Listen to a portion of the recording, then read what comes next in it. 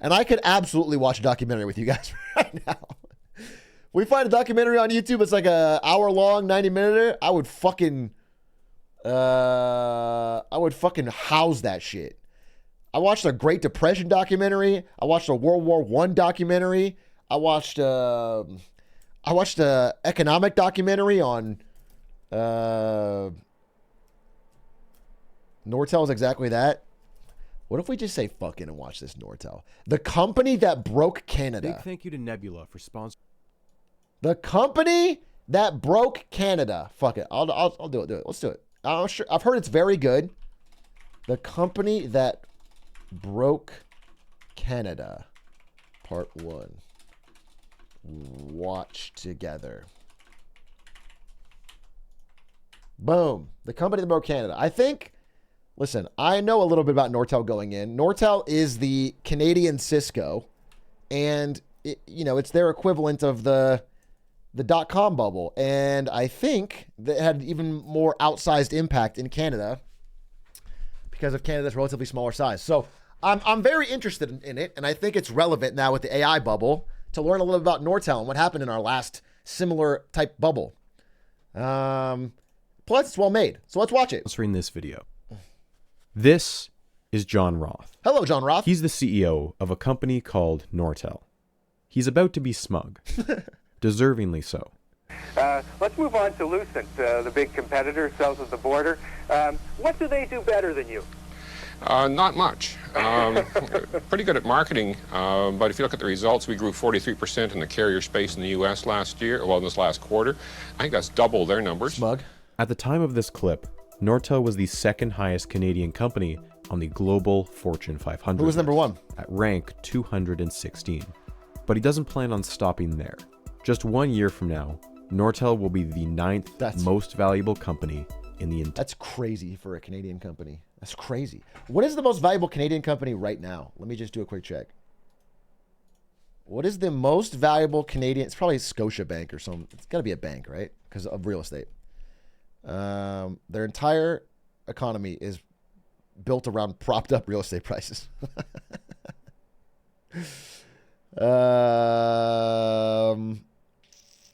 The number one Canadian company is, drumroll please, the Royal Bank of Canada, which is on the total list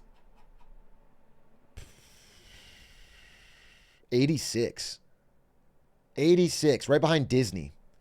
Damn, Disney had a fall from grace, huh? Disney down here at 155 billion. Yikes, dude. 86. We're nearly above Disney. Yes, it is true. Canada's Royal Bank is about to pass Disney. I'll tell you that right here. Disney in the trenches for real? Honestly, for real. Bro, I just saw. I actually put this slide. Whatever. You're here. It's late night. Disney is reporting severely softening theme park demand. They said the low-end consumer is tapped the fuck out on going to Disney. Little spoilers. Anyway, back to this. Back to this. Entire world. 75% of North America's backbone internet traffic travels through his company's networks. An achievement that will earn him the title of Canadian CEO of the Year. This is also John Roth. Or rather, it's a comedian impersonating John Roth. Not particularly well, mind you. There's no genuine attempt at his voice, and the mannerisms are way too high energy. And yet, the audience is eating it up. Now, final question, Mr. Roth. Where will Nortel be, say, a year from now? Linda, Nortel is strong. I guarantee investors I will continue to generate profits for them. Now, if you'll excuse me, I have to get back to work. Spare some change? In this moment, however brief it was, John Roth was maybe the most hated man in Canada. Nortel had been the most widely held stock in the country, and it had just cost them their pensions.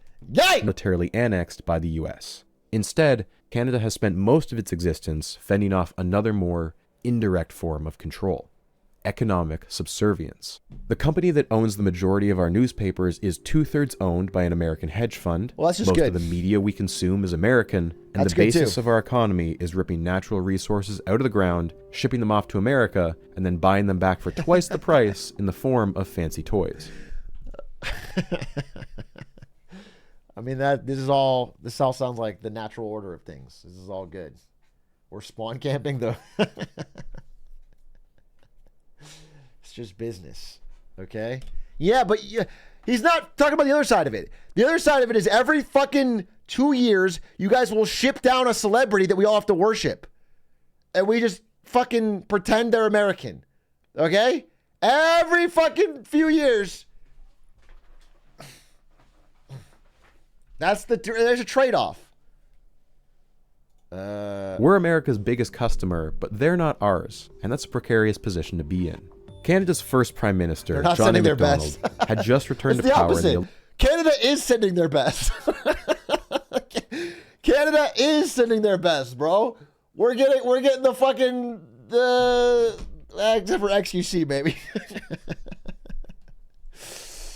election of 1878.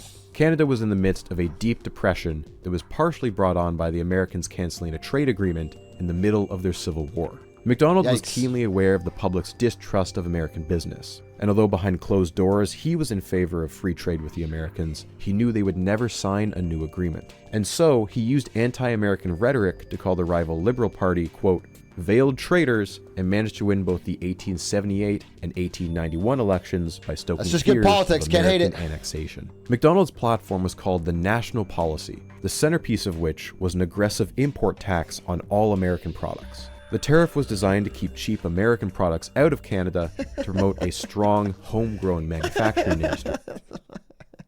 The American hog eating all. The poor little Canadian interest pig can't get a fucking bit of the slop. We're just eating all the fucking slop. Yeah, that's fine, I guess. The national policy and anti-Americanism dominated Canada's political agenda for decades, and a later attempt at a free trade agreement similarly defeated the government of Wilfrid Laurier in 1911, where it was once again painted as an act of treason. However, the national policy, whose stated goal was to keep Canada British, had arguably backfired. It had only made Canada more reliant on American industry. Take, for example, AT&T. Having secured the Canadian patent for the telephone, their original plan was to simply make telephones in America and ship them up to Canada. Okay. The new tariffs made that a complete no-go, so the company hatched a plan. They hired a former Confederate ship captain, sent him off to Canada with a boatload of money, where he proceeded to execute a series of business moves so rapid that in just a few months, he owned almost all telephone lines in the entire country. Insane. Alongside this purchase was a single telephone factory in Montreal, a necessary condition to retain the Canadian patent. Parts would be shipped up from the US, assembled in Canada, completely negating the import tax. This was the birth of the Bell Telephone Company of Canada. Make the whole thing in two easily put together pieces. Have some minimum wage worker in Canada snap it together. This is building Canada. And how Canada became a branch plant economy. And as of 1895, that little Montreal branch plant was given a name: Northern Electric and Manufacturing Limited. We've got about a century to go still, but the family resemblance between these two names is clear. Northern made a bunch of stuff. Nortel. Fire alarms, sleigh bells, gramophones, telegraphs, kettles, toasters, lighters, stoves, washing machines, radios. If it ran on electricity, they could probably make it. But their bread and butter was always telephones. Although legally they were separate entities, AT&T was always in the background pulling the strings of Bell Canada. With its endless monopoly money, Western Electric was cranking out telephone tech like there was no tomorrow. And Northern Electric got access to technology that no one else did without having to do any R&D. They just took the designs that Western gave them, made their tweaks, and sold them to Canadians. Sometimes the only thing that would change was the logo on the phone. Always the branch plant, never the brains. This symbiotic relationship was just a microcosm of the larger Canadian economy. Even in the 1910s, when AT&T is forced to sell off its foreign holdings due to antitrust reasons, it's allowed to keep its stake in. Just to expand on that, it's one of the biggest fucking antitrust lawsuits ever, and they busted up AT&T into like 14 companies. They literally split it into 14 separate companies. Can you imagine doing that now? Can you imagine? It's so unfathomable in modern times to think of antitrust enforcing anything like that. It did over the next fucking 4 decades all recombine. Like three of them would merge, then 2 would merge, and then they would all get allowed a little bit, and they all basically fucking recombined. But obviously it was a massive blow, and literally is credited with like a ton of innovation happening in the period when they were broken up. It's in the video. I'm sorry. If it's in the video, I thought he was just saying, I thought he briefly covered it. So I wanted to give. In Canada, because the two countries were so interlinked. Canada had spent its first 50 years relying on its Commonwealth parent of Great Britain. But by the 1920s, Canada was now trading more with the US. As productivity began to rise as America modernized its factories, Canada's were quick to follow. Then, out of nowhere, the markets crashed, ushering in the Great Depression across North America. The 1930s saw 80% of Northern's employees laid off. And then it's World War II, yanking the country and the company out of its depression. Northern becomes a dedicated supplier of military equipment for the government. Okay. Canada, like the US, emerges from the war in a relatively prosperous position compared to Europe. Well, Northern now we had a didn't backlog get of blown nearly up. 100,000 telephone orders it had to fulfill. Dragged there by the US, Canada had achieved the second highest adoption rate of phones per 100 people in the entire world, going from just 28,000 phones in 1895 to almost 1 million in 1942. And then suddenly, Got a phone for the the plug. elephant rolled over. For years, AT&T had been accused of running a vertical monopoly by owning its manufacturer, Western Electric. Desperate to keep its prized possession, AT&T settles out of court and makes a trade on 2 conditions. The first is to stay out of the computer business. Considering that Bell Labs had just invented the transistor, they were really going to regret this one in about 10 years. The second is more relevant to our story. AT&T now had to offer the same licensing deal for its patents to anyone who asked. But because AT&T owned Bell Canada and was sharing its patents with them for free, that meant that any other US company would be entitled to that same deal. So rather than give away its patents for free, AT&T said, you know what? Canada is on its own. The CEO of Northern at the time described it like this: "We are the child of wealthy parents. This is the boot that kicked us out the door. A Canadian subsidiary of a US company lives a very comfortable life. This is the tragedy of Canada. We've made a virtue of imitation." But he also said this: "I'm confident history will say this is the best thing that ever happened to us." Okay. Would you believe me that in a little more than half a century, the mouse would be trying to eat the elephant? Not crazy. North, east, south, west, everywhere you go. Northern Electric is the name to know. From coast to coast in Canada. Canada loves fucking jingles, huh? They always have. This one's kind of a heater, though. In the 1950s, the Canadian government contracted the company Avro to build a stealth interceptor jet called the Avro Arrow. It was widely considered to be one of, if not the best in its class in the world. Costing around 2.2 billion Canadian dollars in today's money, the Arrow had been the single most expensive R&D project in Canadian history, and it put Canada on the map in the global aerospace industry. Good shit, Canada. But there was no one to sell it to. The American and the British militaries wanted to produce their own jets. And in fact, America turned around and said, hey, why don't you buy our jets instead? In the most controversial move of his career, Prime Minister John Diefenbaker That's fell in so funny. Yeah, it's like you're Canada. What are you going to do with the jet? And then who's going to buy? Yeah, it's so funny. line with American defense policy. He canceled the project, ordered all prototypes destroyed, and left 14,000 Canadians unemployed. Although you can argue over the merits of the Avro Arrow itself, the real failure here was that the government refused to support a transition for the facility it had already spent millions on. A facility that could have been converted to civilian aircraft and given Canada its own equivalent to... That would have been a good idea. It would have been nice if we had a North American competitor to Boeing. Maybe it would cause them to be less fucking sure of themselves that they don't have to fucking do any due diligence on anything, and they can hire the worst fucking CEOs, and we all have to fly Boeing planes even though they fucking suck. To Boeing. It's ironic that Diefenbaker is remembered for capitulating to American influence. Just days before the election that made him prime minister, Diefenbaker had declared that if the Liberals were re-elected, quote, Canada will become a virtual 49th economic state in the American Union. You see, anti-Americanism never truly disappears in Canada, but rather it comes in waves. I feel the stretch of time bookended by the two world wars was a notable period of cooperation between the two nations. But now in the era of the Cold War, Canadians were becoming uncomfortable with the idea that they were simply a sidekick to the US. 1956 saw the government release the results of the Gordon Commission, an economic panel which had spent the last year researching the rapid Americanization of Canada.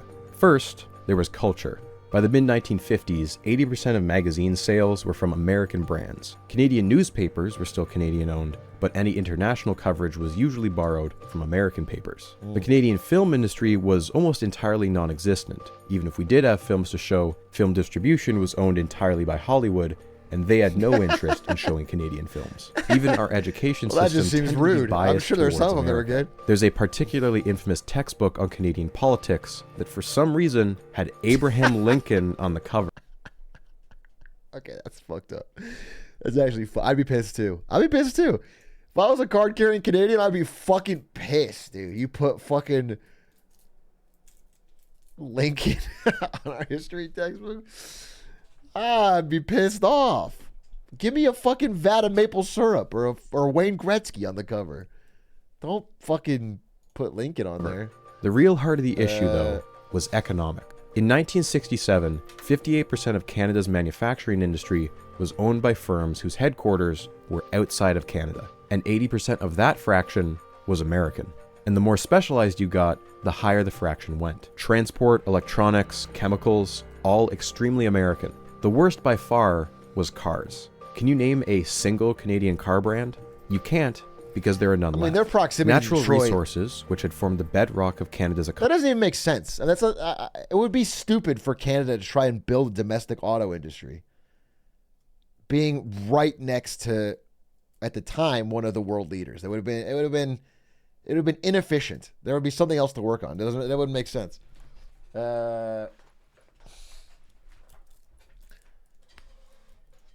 Economy for decades were lining American pocketbooks. Pulp and paper, smelting, mining, and oil and gas, Alberta's pride and joy, was nearly 2/3 owned by Americans. This was such a touchy subject. Plus, they don't even need cars. They already have moose.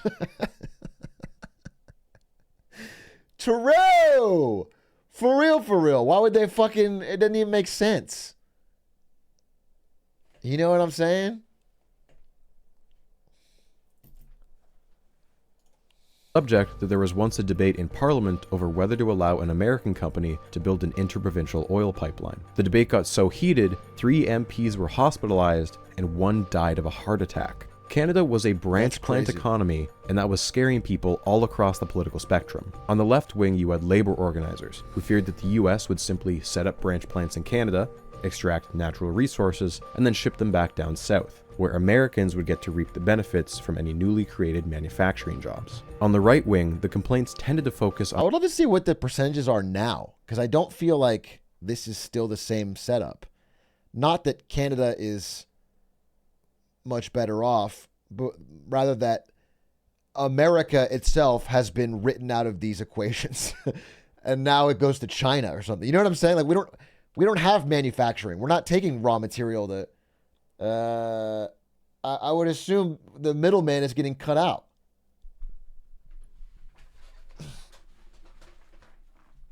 I would love to look more into it. On how Canada should instead be re-establishing ties with Britain and the monarchy, and that a loss of economic power to the Americans could eventually lead to a loss of political independence. But between these differing sides, there was one common shared concern. American technology was a crutch. Canada had a huge technological deficit. That's one of the key features of a branch plant economy. Branch plants tend to supply jobs that require less training, like resource extraction or assembly lines. Jobs that are easily moved elsewhere if the cost of labor gets too high. Jobs like finance, marketing, and critically R&D are best kept centralized in the home country. Marketing! In 1959, if you looked at dollars per capita spent on R&D in the private sector, the US was spending almost 4 times as much as Canada. Here's an even more shocking stat. A government commission in the mid-60s looked at every patent registered in Canada.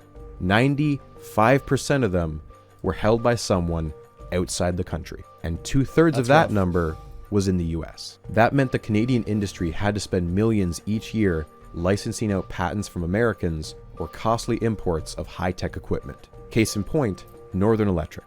In 1956, the year that AT&T had to divest itself, Northern only made 1% of its revenue from its own design. I mean, this setup is exactly why, and, I'm critical of it because it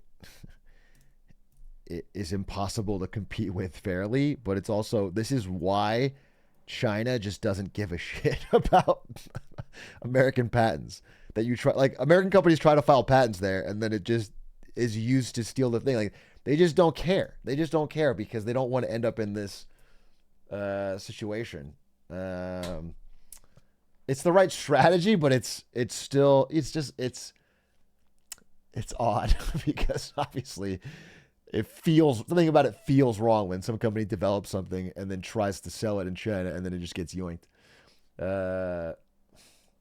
Designs. All the rest were American. For over 60 years, Northern operated mostly on autopilot, assembling American parts using American blueprints. The company atmosphere was described as sleepy and complacent. The CEO at the time joked that you could only get fired for, quote, screwing the boss's daughter, and then only if it was on company premises. Bell Canada was so unsure of Northern that there were multiple times where they considered only 2 options: sell it or shut it down. But there was a third option: break the branch plant cycle. Make a Canadian company self-sufficient. And as we've just seen, the political climate at home had never been more supportive. Canada. It's not that Northern lacked smart employees, they just hadn't been in charge of the decision-making until now. In fact, Northern's engineers were likely some of the most capable in the entire country. Because of their prior connections to AT&T and Bell Labs, the engineers at Northern Electric were some of the first outside America to be able to reverse engineer and learn about the transistor. By the end of the 1960s, they were the single largest microchip supplier. That's a macro in Canada. chip, boy. They helped build the world's largest microwave comm system, the Trans-Canada Skyway, and they managed to develop an antenna designed to track satellites. But the 60s were still a slow period for Northern. When they began the decade, only 1% of their products were Canadian designs. By 1969, they had only managed to increase that number to 6%. The switchover was going too slowly. The only way to get ahead would be to give Canada its own Bell Labs. BNR, Bell Northern Research. Founded in Ottawa in 1971, it mimicked Bell Labs in every way it could. There was a bounty of $500 for every patent you filed. The atmosphere was like that of a university campus, and there was even a signature color, purple, that the employees rallied behind. Even its first president, Donald Chisholm, had been poached from the real Bell Labs. Look, I'm going to be candid for a second here. BNR is the reason I live in the city that I do. My grandfather was one of the founding engineers hired to work there, and he moved my dad's family from Montreal all the way to Ottawa. BNR is not a name most of you would have heard of, and it sadly doesn't have any Nobel Prizes. But so much of the modern communications landscape, the technology that powers the video you're watching right now, was invented in Ottawa. BNR was about to gamble everything to leapfrog Bell Labs. Canada. Telephone switches are the most basic building block of a telephone network. Back in the days of Graham Bell, they were originally just sold in pairs, phone A and phone B, and you put them wherever you needed with a giant wire running between them. Obviously, that's not super scalable, so people decided to designate one building in town as an exchange where human operators would physically move wires around to connect different phone lines. This too was phased out in favor of electromechanical contraptions that were the size of entire rooms. This finally gave way to fully electronic switches, which had fewer moving parts, were much less noisy, and overall more reliable. This was the state of telephone technology as the 60s turned into the 70s. Telephone calls had been analog for as long as they had existed, an electronic wave with smooth curves. But since the advent of the transistor, electronic signals could now be sent in binary. Enough ones and zeros could encode any analog signal with enough precision that barely any information would be lost. That was how computers operated, through massive processors crunching thousands of bits and bytes.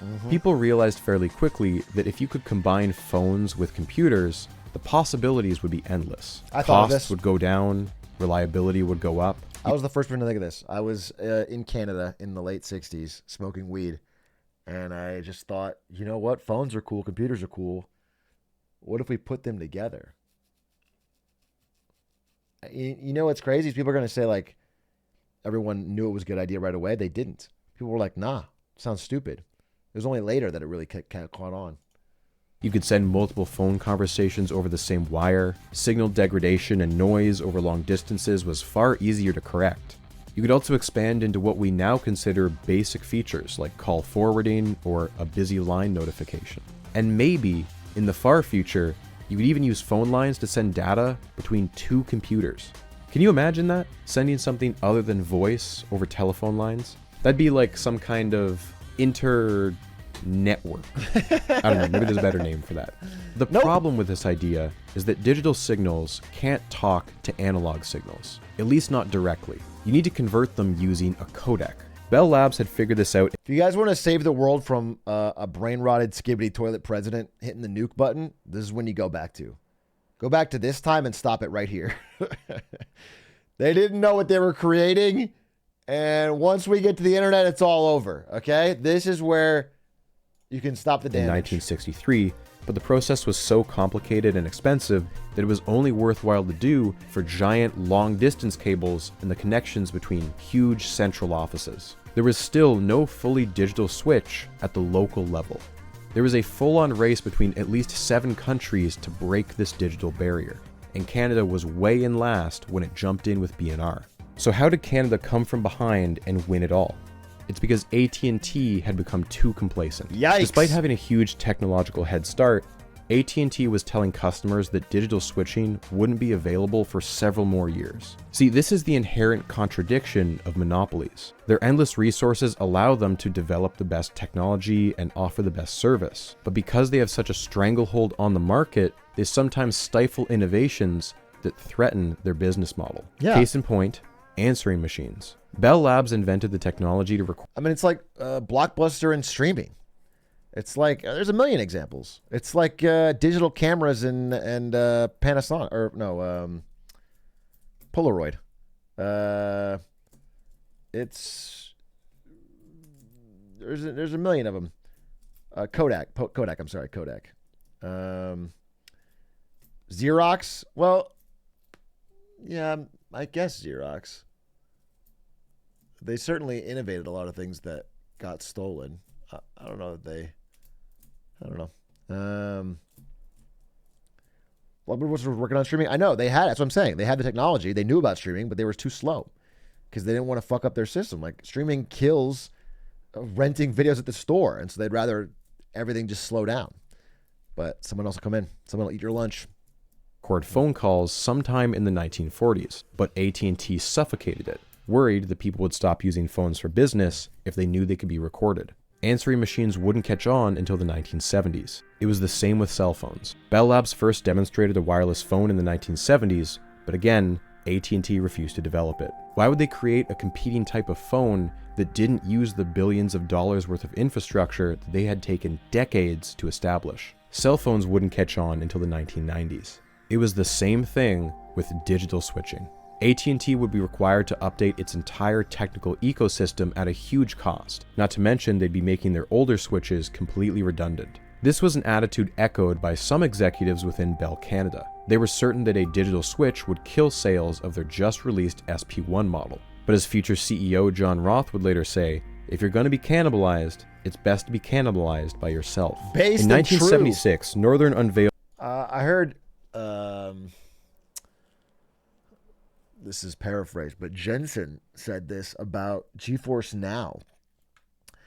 If you guys don't know, like NVIDIA has a GeForce Now streaming service where you can play a high-end, high-graphics game on a shitty laptop where they stream it from the cloud.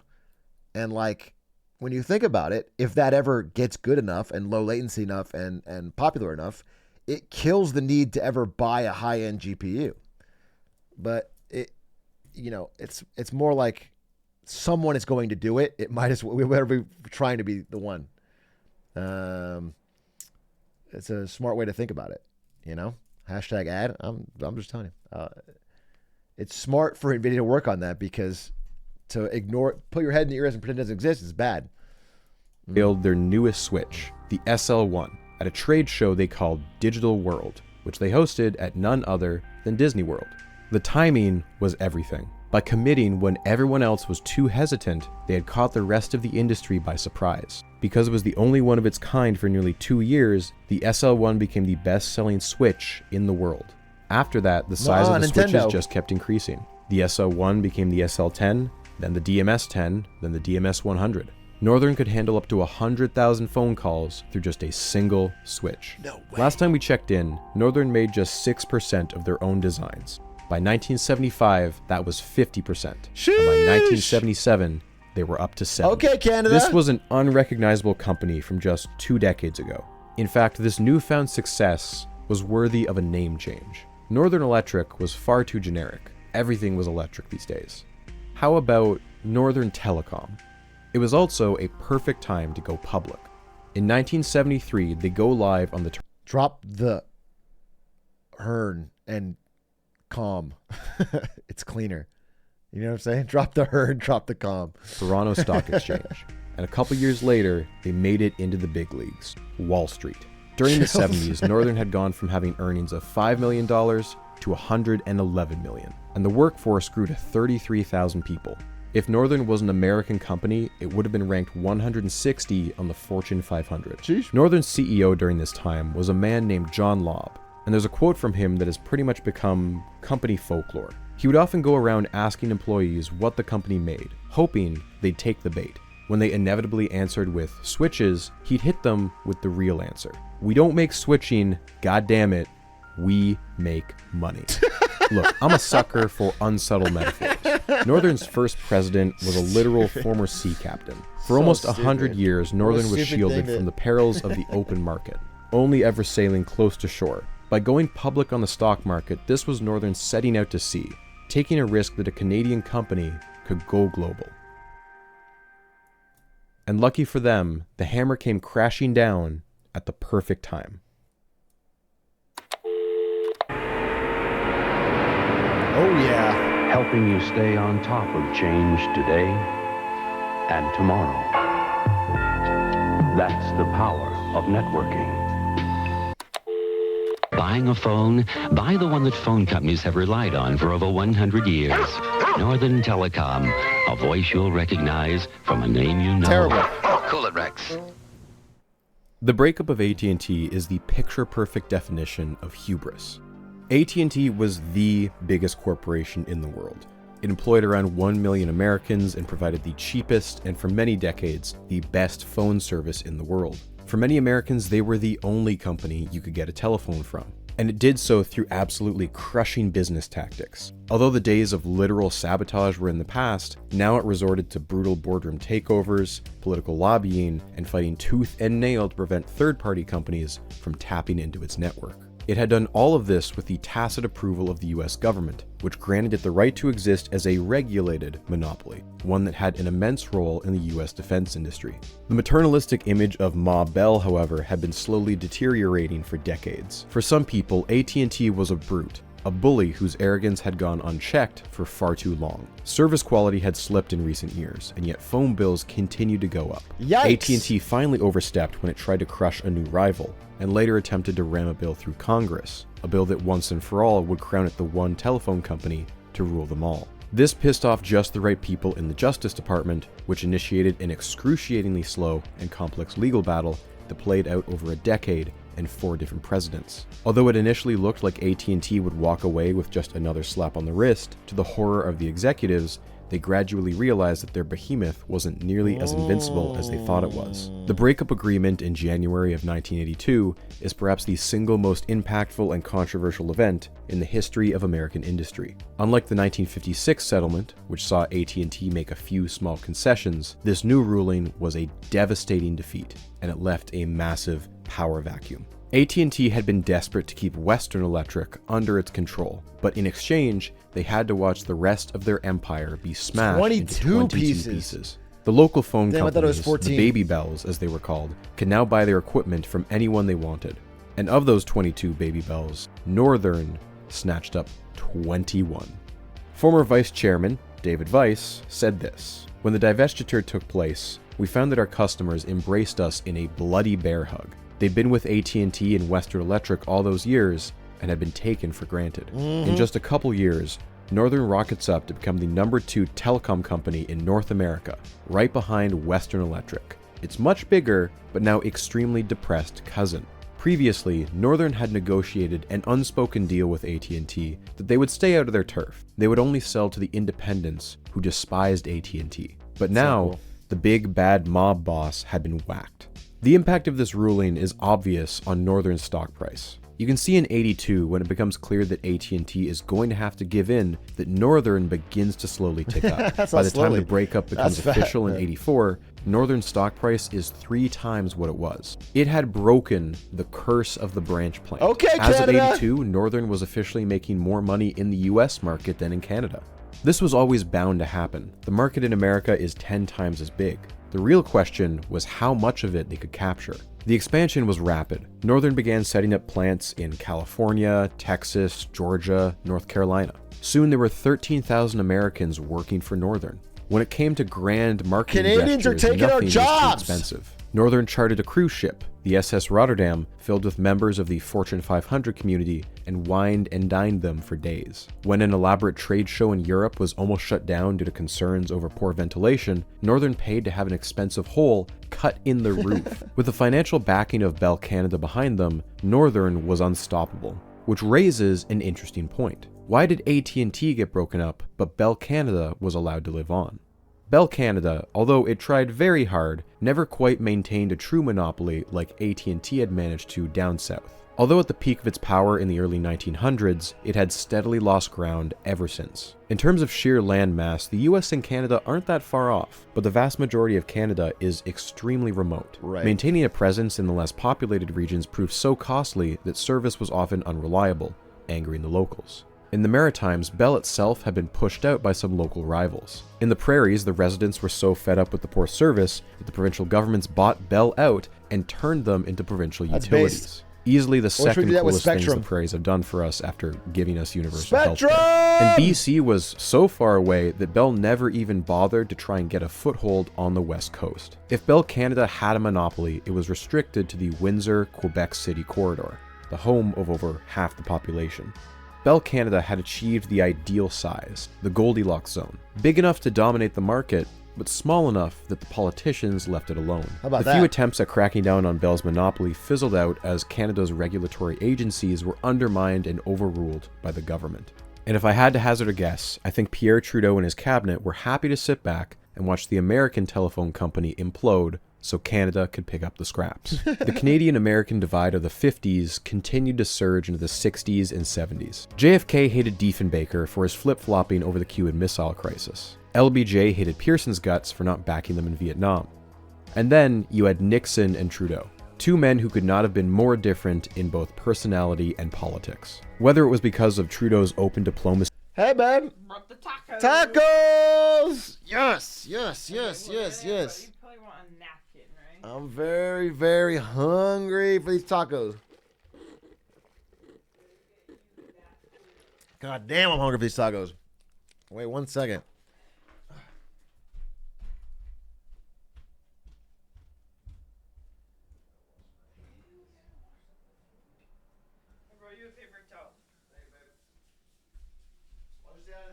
Whoa, it is on. Wow, is this like a Get Smarter Saturday? It's Thursday. Yeah, that's why I said Get Smarter Saturday.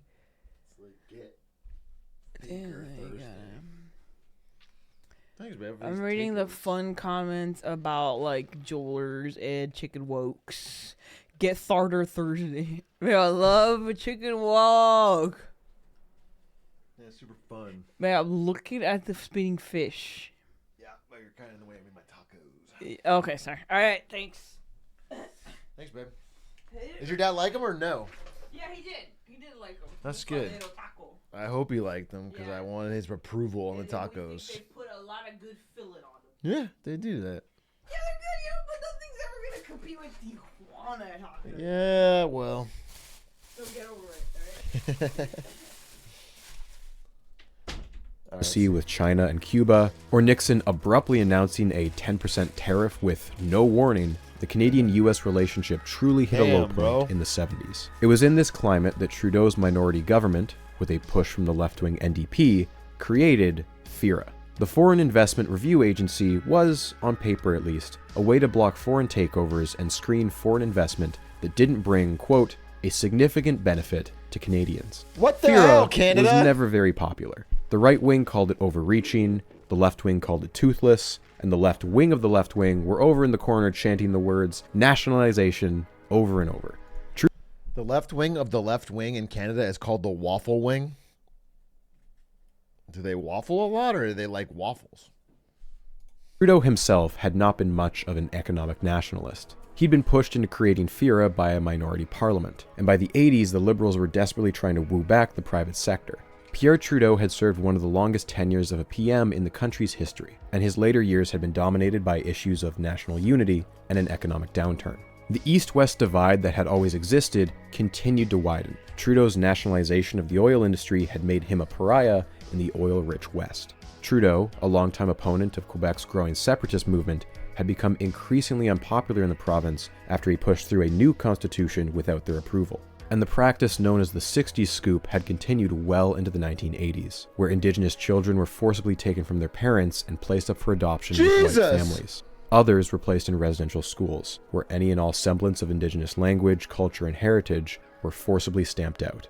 This was not a united country. For a multitude of reasons, there were and still are millions of people living within Canada's borders who do not identify as Canadian, who do not identify with this flag. If there had been a strong nationalist movement in the 70s, it had fractured into pieces by the 80s. Bell and Northern were among the leading voices in Canadian capital that were demanding a changing of the guard. High tech, they said, was the industry that would yank Canada out of its recession. They wanted the government that would lower their taxes and reduce trade barriers for expanding into the newly vulnerable US market.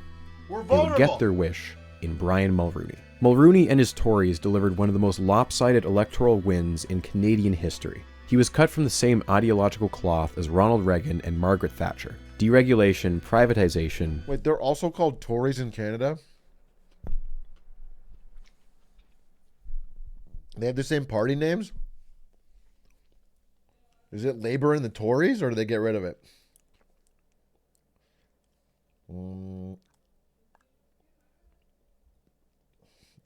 Liberal and Tories? Okay. Liberals and Conservatives? Oh, they got rid of it. They changed it. Okay. And the free market. 23 of Canada's 61 crown corporations were privatized. They got their own under Ronald Mulroney. Reagan? FIRA, which was already a rubber stamp machine at this actor. point, was dismantled even further and renamed Investment Canada. Its oversight over new investment was completely eliminated, and its ability to block foreign takeovers was scaled back so much, the act has only been invoked a handful of times since. Mulroney declared that Canada was open for business. He didn't see American money as a threat. He openly welcomed it. As public polling around free trade began to shift, he believed that by adopting it as his party's key policy plank, it would carry them through the next election. Critically, though, he would never have considered it if not for his extremely close relationship with Ronald Reagan. Reagan's advisors feared phone calls from Canada because, quote, he could get the president to do anything he wanted. Mulroney was the only foreigner to speak at Reagan's funeral. That's crazy. Without this close relationship, free trade between the two countries may never have been adopted. We've only seen small glimpses of it, but the US has a long history of its own economic protectionism. Several times in the past century and a half, American tariffs have sent the Canadian economy spiraling. When it pulled out of a trade deal in 1850, the Smoot-Hawley tariffs during the Great Depression, the Nixon shock of the 70s, and most recently, Ronald Reagan had been promoting a Made in America policy that threatened to block companies like Northern from America altogether. Canadians weren't necessarily afraid of free trade. What they were afraid of was getting the short end of the stick in negotiations with a country that many perceived as a bully. This was the message of Liberal leader John Turner. He considered himself a proponent of free trade, but not a bilateral agreement directly with the US. It's one thing to negotiate in the context of dozens of countries coming together. It's another to try and negotiate one-on-one with a country 10 times your size. Thanks to TV ads like this one, free trade became the defining issue of the 1988 federal election. Since we're talking about this free trade agreement, there's one line I'd like to change. Which line is that? Well, this one here. It's just getting in the way. Just how much are we giving away in the Mulrooney free trade deal? It also culminated in one of the most explosive moments ever to happen. That's funny. That's a pretty good ad. Makes me pissed off at America, and I'm American. That's good. I'll watch it again. The Mulrooney. There's one line I'd like to change. Which line is that?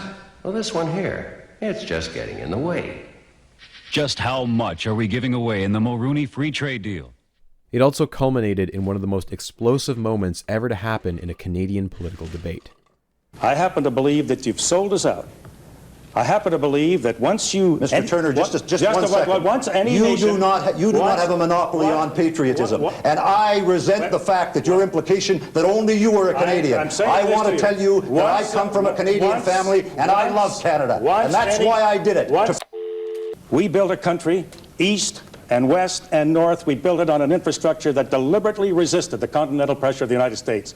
For 120 years we've done it. With one signature of a pen.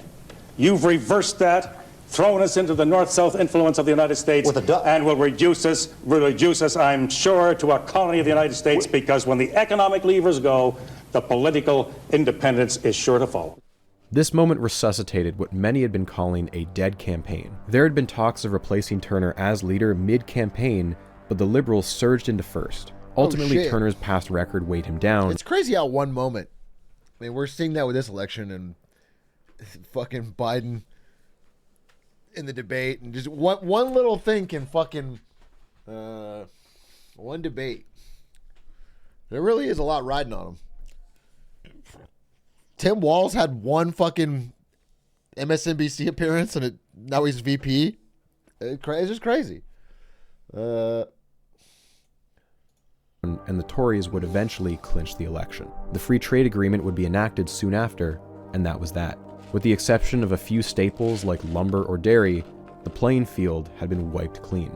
It was time to get in the ring and start throwing some punches.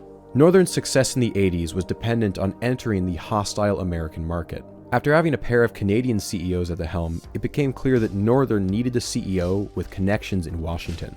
That's how they landed on Edmund Fitzgerald, a former U.S. Marine, part owner of the Milwaukee Brewers baseball team, and the descendant of a wealthy Wisconsin shipping family. Fitzgerald was perfect for the job.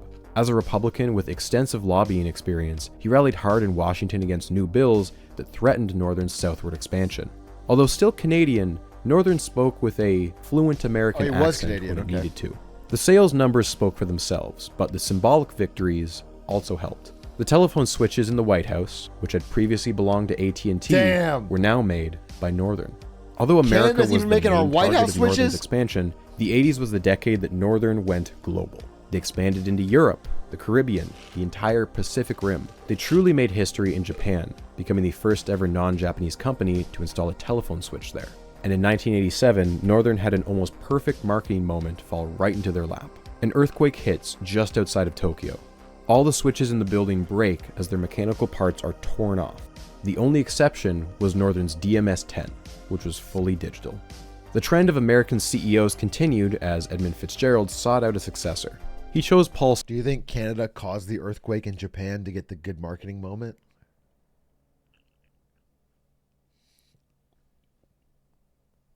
I just wouldn't put it past them, you know. Stern, a former IBM exec who had met while serving on Reagan's telecom committee. One former VP described Paul Stern as, quote, arguably the most bloated ego of anyone I've ever met. He insisted on being referred to as Dr. Stern, which is one of those things that he can technically do, but is also one of the most annoying things anyone can do. He also assumed the 3 top jobs of president, CEO, and chairman of the board at the same time and embarked on a company-wide PR tour on the corporate jet, reminiscent of a political campaign. All the while, he began hacking and slashing budgets, shutting down factories, and firing VPs who looked at him the wrong way. The 90s were a new decade. Northern Telecom had pretty much just been shortened to Nortel by this point. By 1991, they had pulled even with AT&T in the US switching market, with a 40% share. The new Russian president, Boris Yeltsin, even found time to visit the BNR labs on a visit to Ottawa in 1992, where he jokingly tried to pocket a microchip. BNR, meanwhile, had spent the last few decades working on a new way to send phone calls. The pipes that humans have used to send phone... Jokingly is very funny. I'm joking. It's a joke. Oh, you got me. This direction he puts... Yeah, oh, I steal this one, and he's got another one in his pocket, dude. Phone calls hadn't really changed much since the 1800s. They started out using iron cables, which, although functional, were highly sensitive to noise and distortion. Early on, many companies made the switch to copper cables, and the world mostly stuck with those for over a century. But now they were hitting their upper limit, and something better was needed. Although they didn't invent the concept, Bell Canada published one of the very first papers on fiber optics in 1966. Using ultra-pure strands of glass, you could pulse lasers to send digital ones and zeros at incredible rates. Unveiled under the name Fiber World, Nortel showcased a line of fiber optic nodes that could achieve transmission speeds of 2.5 gigabits per second. And I still don't have it in the heart of Los Angeles in the year 2024. This 1990s Canadian invention. I don't have it in one of America's biggest cities fucking 34 years later. With a budget of a lot. I could spend any amount. It's crazy. It's a business expense. It just doesn't exist. Once again, they had achieved a multi-year head start over their rivals. As the 90s began, Nortel was on the top of the world. Here's a former employee explaining how they did it. The company built great phone systems, and when I say they built them, they really did. They developed their own CPUs, wrote their own operating systems, manufactured all the boards and sheet metal and whatnot. These customers moved slowly. Products were installed and then expected to run for a decade or more, with nothing but backwards compatible upgrades provided during that time. You charged an arm and a leg for what you delivered, and it was very profitable. When you've been at sea for this long, riding the waves of the market, the previous highs and lows begin to feel insignificant. What was once the pinnacle of success is now just a small crest, the halfway point to a bigger and better wave. Nortel had built a 13,000-ton tanker optimized to serve telephone companies, and the sheer momentum of that looked like it would carry them for the next decade. But that momentum would turn out to be a critical flaw. The age of the telephone company was coming to an abrupt end. Uh-oh. Our lives are busy. And now, from Northern Telecom, a solution. 1993 saw a big shakeup in leadership for both Nortel and Canada. Paul Stern's abrasive personality and budget bloodlust was tolerated up until 93 when Nortel's biggest customer, Atlanta Bell, dropped Nortel following a string of reliability concerns. Paul Stern's cuts had reached the R&D centers, and product lines weren't being updated as much as before. Customers were noticing, and they began to lose ground to AT&T again. Previously heralded as a genius, Paul Stern's tactics were now seen as short-sighted, and he was painted as a tyrant. Bell Canada intervened by blocking the appointment of Stern's close friend as president, instead slotting in one of their own, Jean Monty. Furious at being undermined, Paul Stern resigned in protest. The Paul Stern years are not remembered fondly at Nortel, and if he had any lasting legacy, it was beginning the tradition of lucrative golden parachutes. When he resigned in disgrace, he left the company with $5.4 million in compensation. Jean Monty quickly promoted to... That's nothing. Some of these golden parachutes now are like... Dude, the most famous one that I know is... There was this guy... Why did I forget his name? Michael Ovitz. Michael Ovitz was the greatest agent in Hollywood. He represented all the big superstars. Jack Nicholson, whatever. Tom Cruise, everyone. Okay? Bobby Kotick is a great one too, but Michael Ovitz. Michael Ovitz, at the peak of his power, like the most powerful agent in Hollywood as every star, Disney tries to poach him. They say, you know what? Why don't you stop working for the actors, start working for the studios? Come over to Disney, you can be the president. He gets to Disney. He's the biggest douchebag Disney has ever dealt with. All he does is name drop He has no ideas. He walks around like a douchebag. He's like, oh, I just got the phone with Tom Cruise. Tom Cruise, maybe you know him.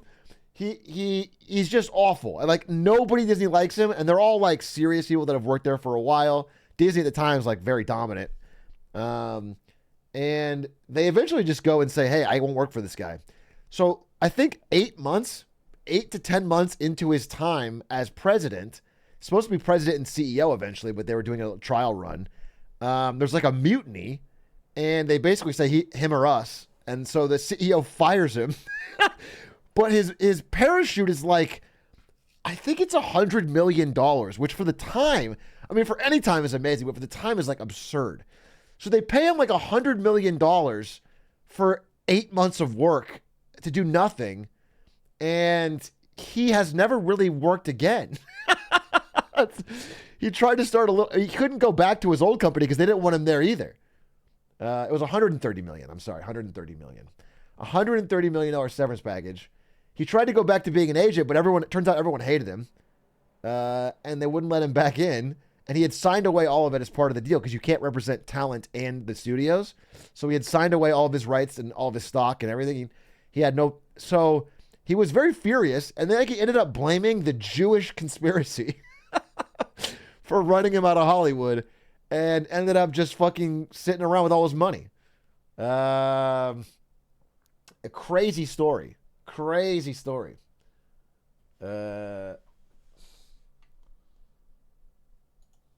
CEO had his work cut out for him. 1993 was the middle of a deep recession in Canada, and Nortel stock... I believe he is Jewish. He did not blame the Jewish conspiracy. He blamed the gay conspiracy. I forgot. No. He said there was a cabal of gays. I remember he said, who's the guy? Jeffrey Katzenberg, I think, over it. He had a couple people who were like, these guys are part of the gay mafia. The gay mafia, that's what he called it. The gay mafia of Hollywood has conspired to keep me from success. Very, very hilarious story. Quibi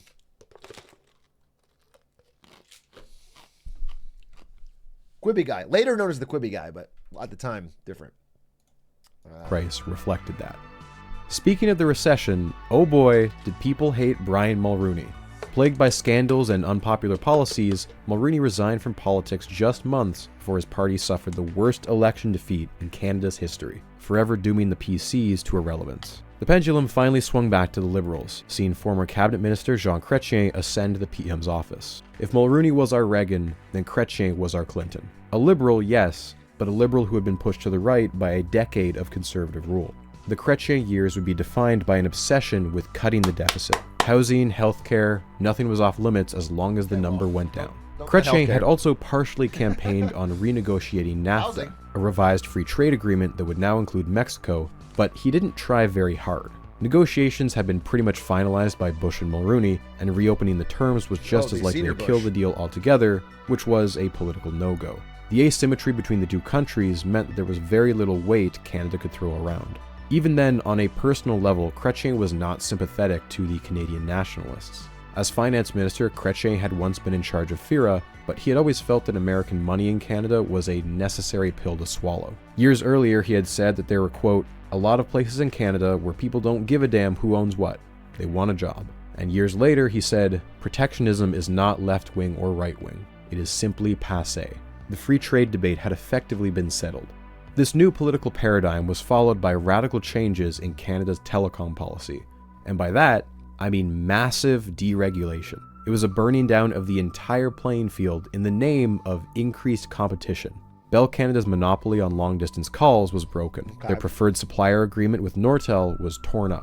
Phone companies could be TV companies now. TV companies could be phone companies. Cell phones were a thing now too, and everyone was welcome to take a crack at those. To survive, you could no longer be just a telephone company.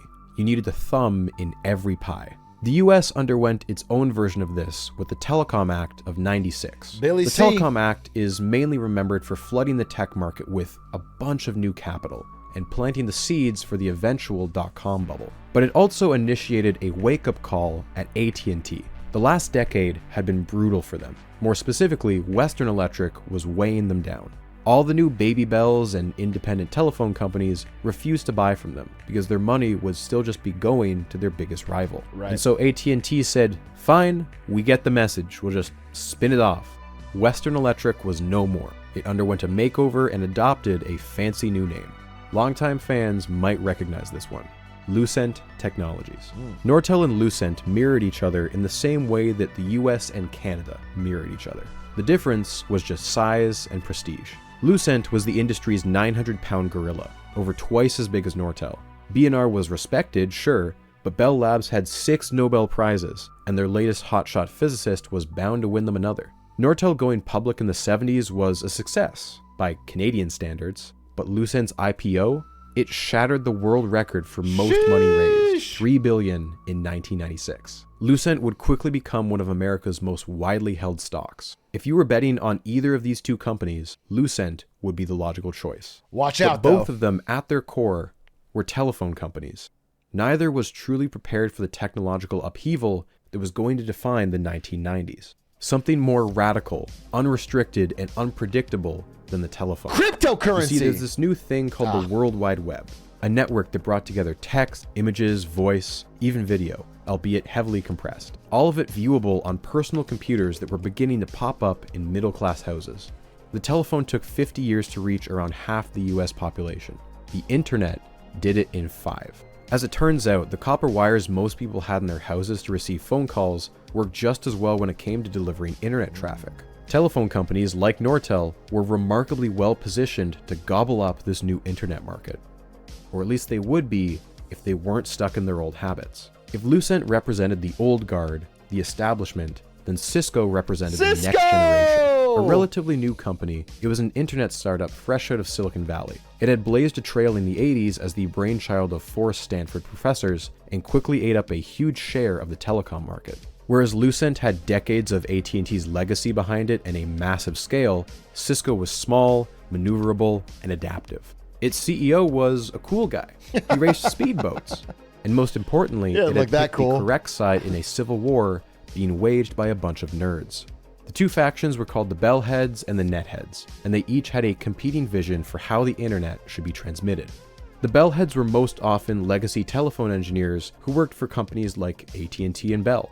They championed something called ATM switching, asynchronous transfer mode. On the other hand, you had the Netheads, fans of IP, or internet packet switching.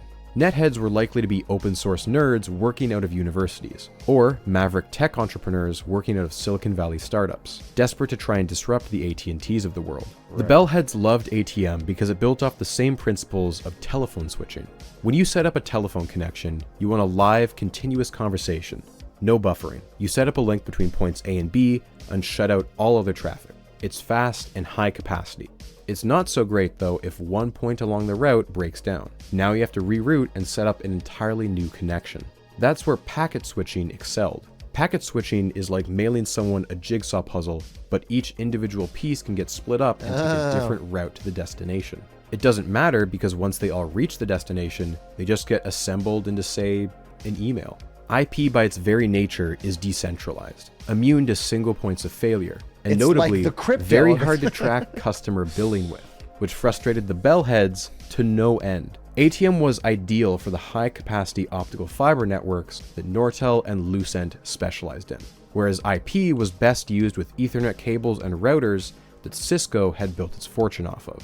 In the 80s, it wasn't super clear who was winning this civil war, but by the mid-90s, it was. It was the Netheads. IP was king, and by the end of the decade, ATM was just going to be another forgotten technology like Betamax was to VHS.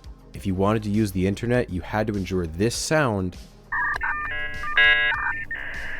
and hope that no one else at home was expecting a phone call. No one wanted on-demand, real-time video calls in this era. They were happy with emails, slow-loading websites, and if they were feeling fancy, downloading software from the internet. Activities where buffering and latency didn't matter. ATM was, on paper, the better technology, but the market had committed to IP. Nortel needed to course correct as soon as possible. This is when we meet John Roth. He's what you'd call a company man. A Canadian, he grew up in Lethbridge, Alberta, and joined Nortel in 1969. I'm just wondering, because if the ATM guys had won, we'd all have fiber optic, right? It would just be drastically more expensive. Well,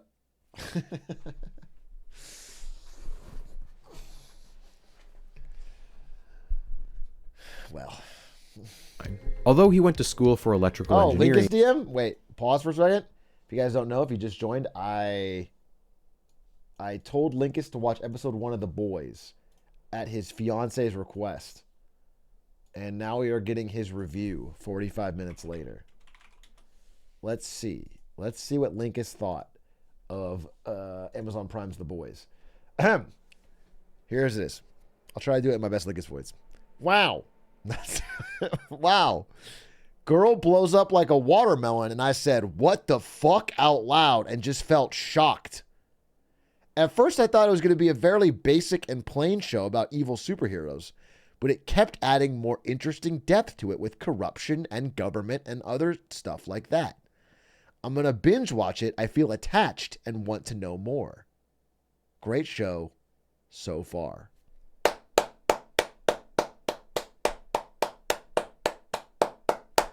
I sold him. That's marketing at work. That's marketing at work, folks. Okay? I did the pitch. I appealed to his Swedish nature. Fucking 2 hours later, he's hooked for life. Okay?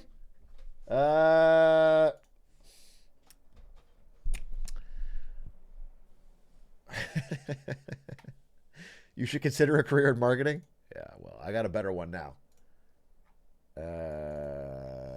It's a much harder job, but all right, let's see. His true talents were not in design. During his entire career at Nortel, he never made it onto a single patent. Cringe. He was instead destined to climb the corporate ladder, and at just 35 years old, he pulled into IP. He was told around 2 years, which was too slow for him. On the other hand, I've heard first-hand accounts that Nortel's engineers had a good grasp on IP, and had even published some papers on it in their in-house journal. One of those papers even described a device extremely similar to the iPhone a whole decade ahead of time. There appears to be a disconnect. John Roth and the executives he surrounded himself with did not trust their own engineers, that they were dinosaurs who were stuck in their ways. This is perhaps the reason that Nortel made the controversial decision to shut down B&R. In 1996, B&R and its 17,000 employees was dissolved and absorbed into the rest of Nortel. The Bell Labs of Canada no longer existed. The name B&R, beloved by those who worked there, was erased unceremoniously.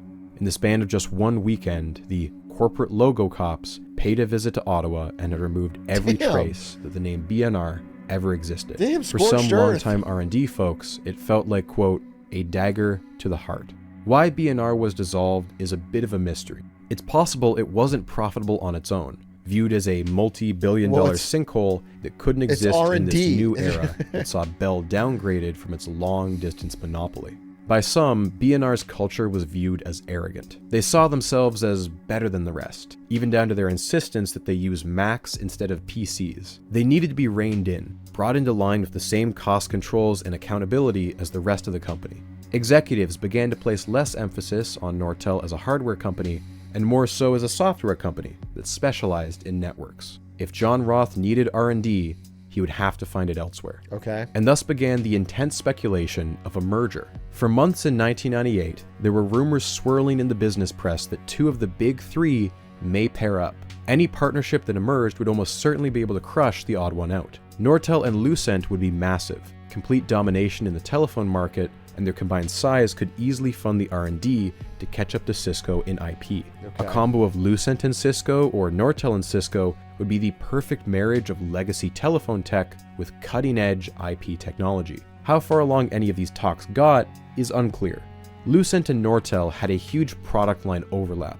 Any merger would make huge sections of the new company redundant, and rumors of a merger between Lucent and Cisco caused the FTC to jump in and say, hey, we might block this because this is maybe a monopoly. Right. There was also a fair amount of personal animosity between the three companies' CEOs that made any deal with Lucent highly unlikely. Richard McGinn, CEO of Lucent, had infamously hung up wanted posters of John Roth and John Chambers inside offices as a way to motivate That's his crazy. employees. A move that the other two found That is tasteless. Furthermore, Lucent had recently poached 3 top Nortel execs, and then they went on to sue Cisco over patent infringement. By this point, the only merger that made any sense was between Nortel and Cisco.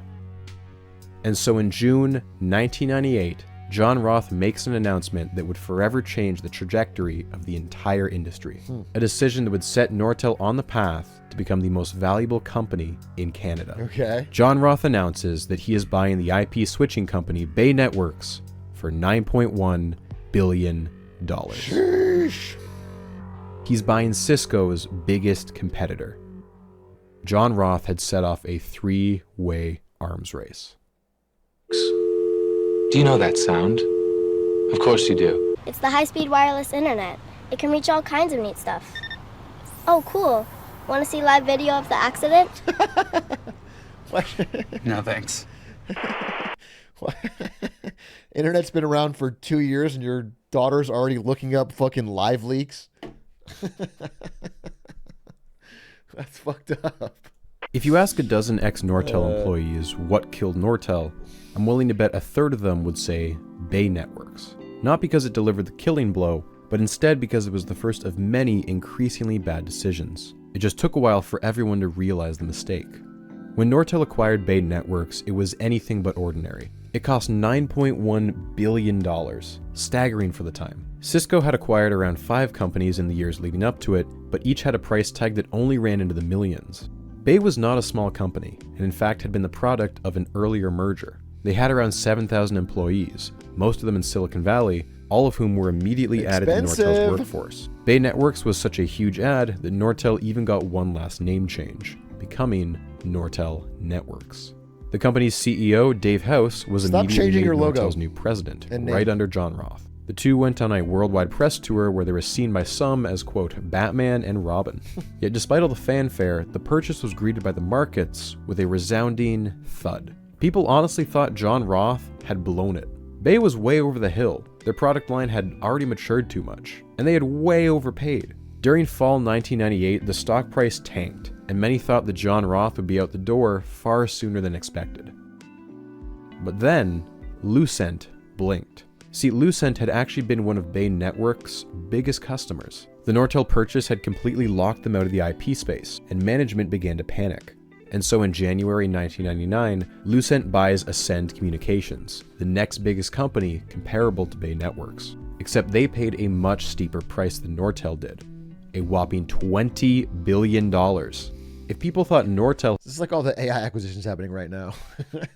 Every company that's late to AI is just paying through the fucking nose for like any team of 8 AI engineers in Silicon Valley. Had overpaid. Then Lucent got fleeced. Ascend had been doing so poorly, brokers jokingly called it ass end. Following this example, Cisco, which had already been buying companies at a frantic pace, went into absolute Pac-Man mode and gobbled up 18 companies in just 1999. The next year, Cisco's grand total would stand at 64 acquired companies. And Lucent was no slouch either. Bingo, bango, bongo. John Roth had every reason to be smug, and he took a shot at Cisco, saying, "We can learn to spell IP faster than Cisco can learn to spell reliable." Look, you gotta hand it to the man. He's got sick burns. So you're happy with the Bay purchase? Absolutely. And you feel you paid the right price? Well, it looks like a bargain now in retrospect compared to some of the other deals that are going down. Okay. Feeling vindicated now, John Roth had permission from Nortel's board to go on a shopping spree. Oh, shit. Between the years of 1999 and 2000, Nortel bought a new company at an average rate of 1 per month. Some were small firms with just one exciting R&D project. Others were well-established industry names. Bay Networks would remain their most expensive purchase, but more than a few of them crossed over the billion-dollar threshold. Altium Web Systems was grabbed for almost $6 billion, yet another big player in the Ethernet and IP space. Kairos went for $3 billion. With just 90 employees, they were developing a cutting-edge technology that would enable optical switching using tiny microscopic mirrors. This shopping spree was indiscriminate, and at times appeared to lack a clear focus. Yeah. One of Nortel's other major purchases was Clarify, an e-commerce firm acquired for $2.1 billion. Exactly why John Roth wanted to take his telecom firm into the world of customer relations software is unclear. Frankly, some of these purchases were made entirely so that Lucent and Cisco couldn't have them. With every new acquisition came hundreds and in some cases thousands of new employees. Nortel ballooned from 74,000 employees up to 95. In some towns like Richardson, Texas and Maidenhead in Britain, Nortel was the single biggest employer. The right angle turn was a full-blown corporate makeover. Employees would walk into the office and see a giant right angle arrow decorating the floor. This was a company that was fast. From 1997, Nortel went from spending just 5% of their R&D on internet to over 60% in 1999. Nortel's fiber technology went from 2.5 gigabits per second up to 10, 4 times faster than anyone else in the world. Nortel used to plan its projects in years, with full life cycles often being decades, because that's what telephone companies wanted. Roth insisted on a new time frame, web years, really just fiscal quarters, because that's how fast the new economy was moving. And he wasn't wrong. Internet startups had exploded in the last couple years. In 1995, Netscape had an IPO that raised almost $3 billion in just one day. It seemed like anyone who could code a website in their garage could become a millionaire overnight. And Nortel had to accommodate that. Just look at the way its marketing evolved in the past decade. This is a sales video from the 80s. Meridian One communication systems are leading worldwide with over 50,000 digital voice and data systems installed, ranging in size from 30 to 60,000 lines. Now, whether you need 30 lines or 200 lines, the new Meridian One Option 11 will enhance your business success without the nightmares. Snoozer. And this is a new employee training video from around Y2K. And in joining us, you are instantly connected. So here's what you get. Advanced technology. Well, the world sexy. is your palette. Research and development. Shaping the way that people will communicate in the future. Pretty tight, cohesive teams. This is where the action is. You are now instantly connected. This is how you connect. This is where you connect. Welcome to Nortel Networks. Welcome to Nortel Networks. Welcome to Nortel Networks. Even promotions were fast. Tim Dempsey recalls that he spent on average 18 months in any given role. Quote, "We sometimes counted bosses per year instead of years per boss." Another employee I spoke to mentioned that they had 5 different managers in the same year. Some of them they never even met in person. Even John Roth, the person, was fast. The business press had latched on to his obsession with fast cars. Finally, there was something interesting they could write about. Are you still buying used parts for your 66 Jag over the net? Well, it's in pretty good shape now, so I moved on to other things. Last day, my wife and I bought some oil paintings over the net. Meanwhile, in the background of all of this, the rest of Canadian high-tech had undergone what can only be described as a gold rush. Throughout the 70s, 80s, and 90s, engineers who first got their start at Nortel had been leaving to found startups. And then those startups led to startups, creating a multi-generational family tree that led back to Nortel. Mitel, Corel, Newbridge, Mosaides, Calian, Gandalf, Memtech, Epitech, Lumonix, Sotronics, Nabu, Orcatech, Norpac, Canadian Astronautics, JDS. By Y2K, in the Ottawa region, there were over one... JDS is so funny.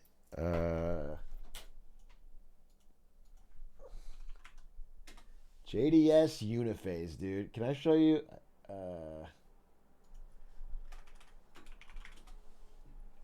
This is... Yeah. This is a famous example. This is JDS Uniphase's stock chart. Fucking just an all-timer, dude. Just an all-timer. Buy the dip. It's bouncing back. It's due. 1,000 companies employing 75,000 people, and 1 in 5 of them belonged to Nortel. Ottawa's tech scene in the 1990s actually grew faster than the real Silicon Valley, earning it the nickname Silicon Valley North. City Council even tried to rebrand with a new slogan, which did not go over well. You ready for this? The City of Ottawa. Technically beautiful. I'd make a joke here, but a city councilor already beat me to it. If I called my daughter technically beautiful, she'd hit me. Nortel was proudly Canada's single largest spender of R&D.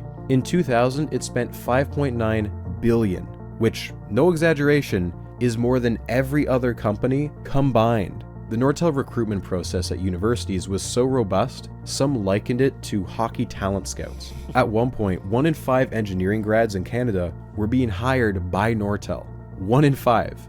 If you had a master's or PhD, that rose to 1 in 3. Pretty crazy. From everyone I've spoken to, every interview I've read, Nortel in the 90s was one of the best places to work in Canada. You were paid well, and if you wanted to take a training course, they'd pay to send you. The job wasn't just, here, do this task. It was more like, what can I do to make your job easier? A local car dealer told a newspaper that if Nortel didn't exist, half of his customers would disappear overnight. Dress code was lax, no time clock, an in-office gym, and they threw legendary parties every other week. One recruiter called it a corporate Disneyland. And this next... Well, that reminds me of like Silicon Valley in 2014. You know, working at Twitch, just fucking parties, beer at the office, free drinks, free meals 3 times a day. Just before Amazon came in and said, hey, that doesn't make any money. You know? It sounds like a fake fact, and I can't confirm this, but I want it to be true. Nortel may have hosted North America's largest recreational softball league, with 6 different skill tiers and thousands of players. Nortel had transformed the image of an entire capital city. It had helped to rebrand Canada as more than the place where you got lumber, dairy, and maple syrup. Nortel was a company that was defining what tomorrow looked like. Okay. And nowhere was this more crystallized than in their latest ad campaign. Nortel had splurged for the rights to use the Beatles song Come Together, an on-the-nose slogan They about spent the on a new Beatles song networking for the focus. fucking ad? Now, you might wonder, why does a company like Nortel even run ads in the first place? Most Nortel products aren't something the average consumer could walk into a Best Buy and pick up off the shelf. No, these ads weren't trying to sell you on the tech. They were selling you on the brand. The average person may not buy a Nortel switch, but they could certainly buy Nortel stock. Strap in. What a pump. You're about to witness a once-in-a-lifetime phenomenon I like to call the Toronto stock explosion. Nortel Networks is changing the way businesses communicate. Hi, I've got a package for Germany. And with the internet, that's going to explode. It's been a hot minute since I updated our little stock tracker back here, and that's because to truly appreciate what you're about to see unfold, you need to take a peek behind the curtain.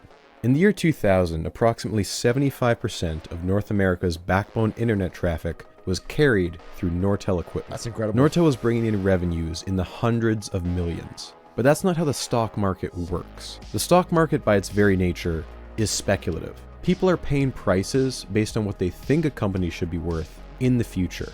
So although you can look at things like sales, assets, business deals, acquisitions, a lot of it comes down to guesswork. In 1993, Nortel was bringing in 25 times as many sales as Newbridge Networks, and yet Nortel was only worth 1.5 times what Newbridge was in market cap. Share price is not a reflection of some universal value. There's no formula you can punch a bunch of numbers into and get a single objective number. Sometimes the people trading a stock have no idea what they're talking about. Other times people know a little too much about a stock. And in some cases, the mechanics of the market are just plain being exploited. Due to its peculiar position in the Canadian economy, Nortel had hijacked the rules of the game and had found a way to print money. This is how they did it. Stocks are traded on stock markets. Whether that's in person or through a computer, doesn't matter. A company like Nortel trades on a lot of different markets. London, Tokyo, New York. They sell their shares wherever they're allowed. Same product, different stores. Some markets are more competitive than others. Your company needs to be a big deal to get listed on Wall Street, for example. And even then, you're probably going to be a small fish in a big pond. Nortel did well on Wall Street. In 2000, Wall Street listed its top 20 foreign stocks, and only 4 were Canadian. 3 of them were Barrick Gold, Alcan Aluminum, and Placer Dome. In other words, mining and resource extraction.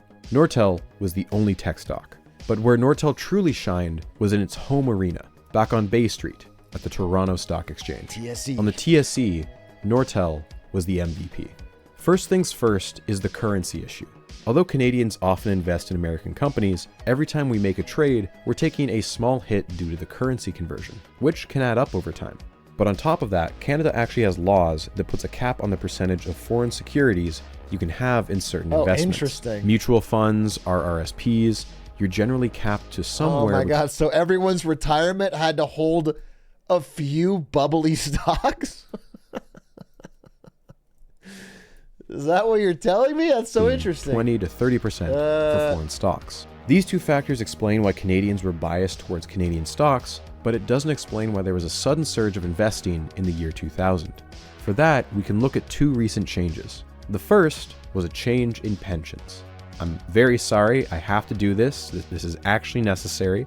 The two main types of pensions are defined benefit and defined contribution. Like the warning. A defined benefit pension is when both everyone's you eyes and your glaze employer over. pay into it, but it's fully on them to manage it. When you retire, they are obligated to pay you an agreed upon amount per month.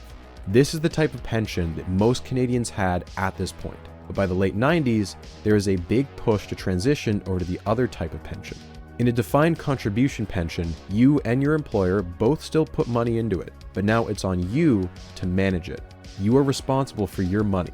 Low risk, high risk, whatever you want, but the amount you get at retirement is now entirely on you. The Liberal government was eager to transfer over huge swaths of its employees over to defined contribution pensions. That included the workforces of Canada Post, the Armed Forces, the Mounties, and the gargantuan Public Servants Alliance. That was hundreds of thousands of pensions and tens of billions of dollars that was going to be sunk into the Canadian stock market. Even the Canadian Pension Plan, the old age social safety net for almost half the country, was about to invest its surplus of $2 billion right into the market. This was on top of the pension funds that were already heavily invested in the market, like $35 billion from Ontario's civil servants and $68 billion from Ontario's teachers. The second big increase in investment was due to the capital gains tax. A capital gain is any profit you make on an investment, which includes stocks. At the start of the year 2000, the capital gains rate was 75%, meaning 75% of any profit you made would be considered income and taxed according to your tax bracket.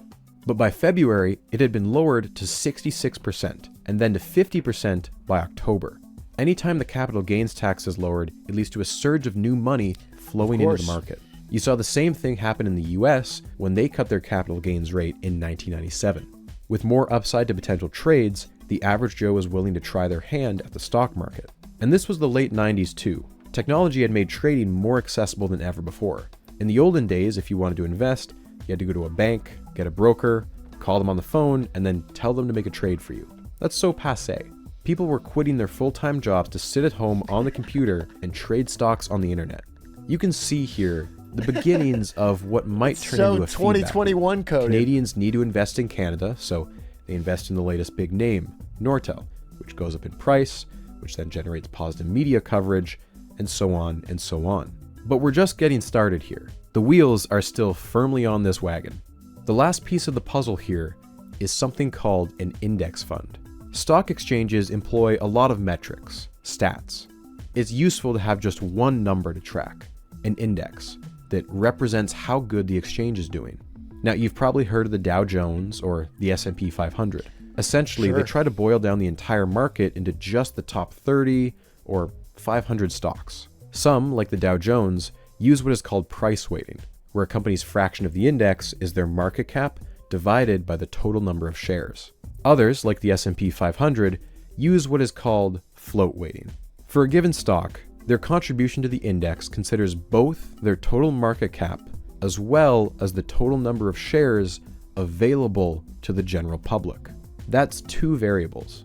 If you were to put this into a pie chart, today's S&P 500 looks a bit like this. The behemoth tech firms like Microsoft, Apple, Google, Amazon take up big chunks because of their billions of shares. But most of the pie is made up of tiny slices. An index fund is a type of investment that tries to track a pie chart just like this. If I put in $1,000 and Google is 5% of the pie, then 5% of my $1,000 goes into Google. Every time the index updates, so does my investment.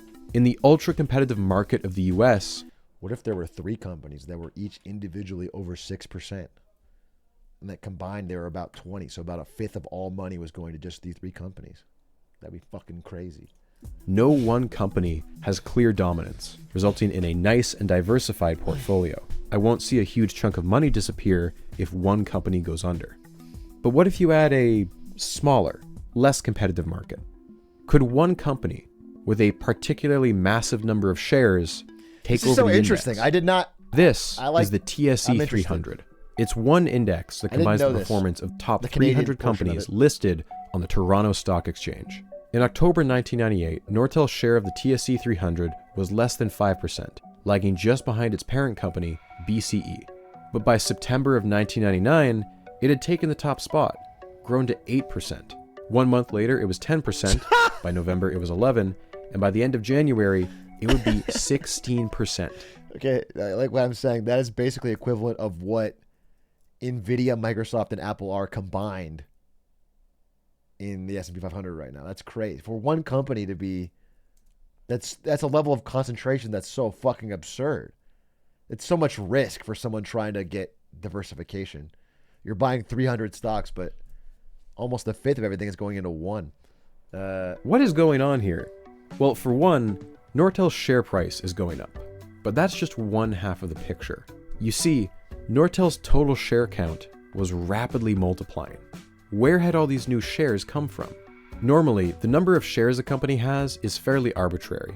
A company with 100 shares and a company with 1 million shares could have the same market cap, simply because one has a much higher share price. Sometimes companies undergo what is called a stock split. They multiply the total number of shares, say by 2, and divide the price of each share by 2, keeping the total market cap the same.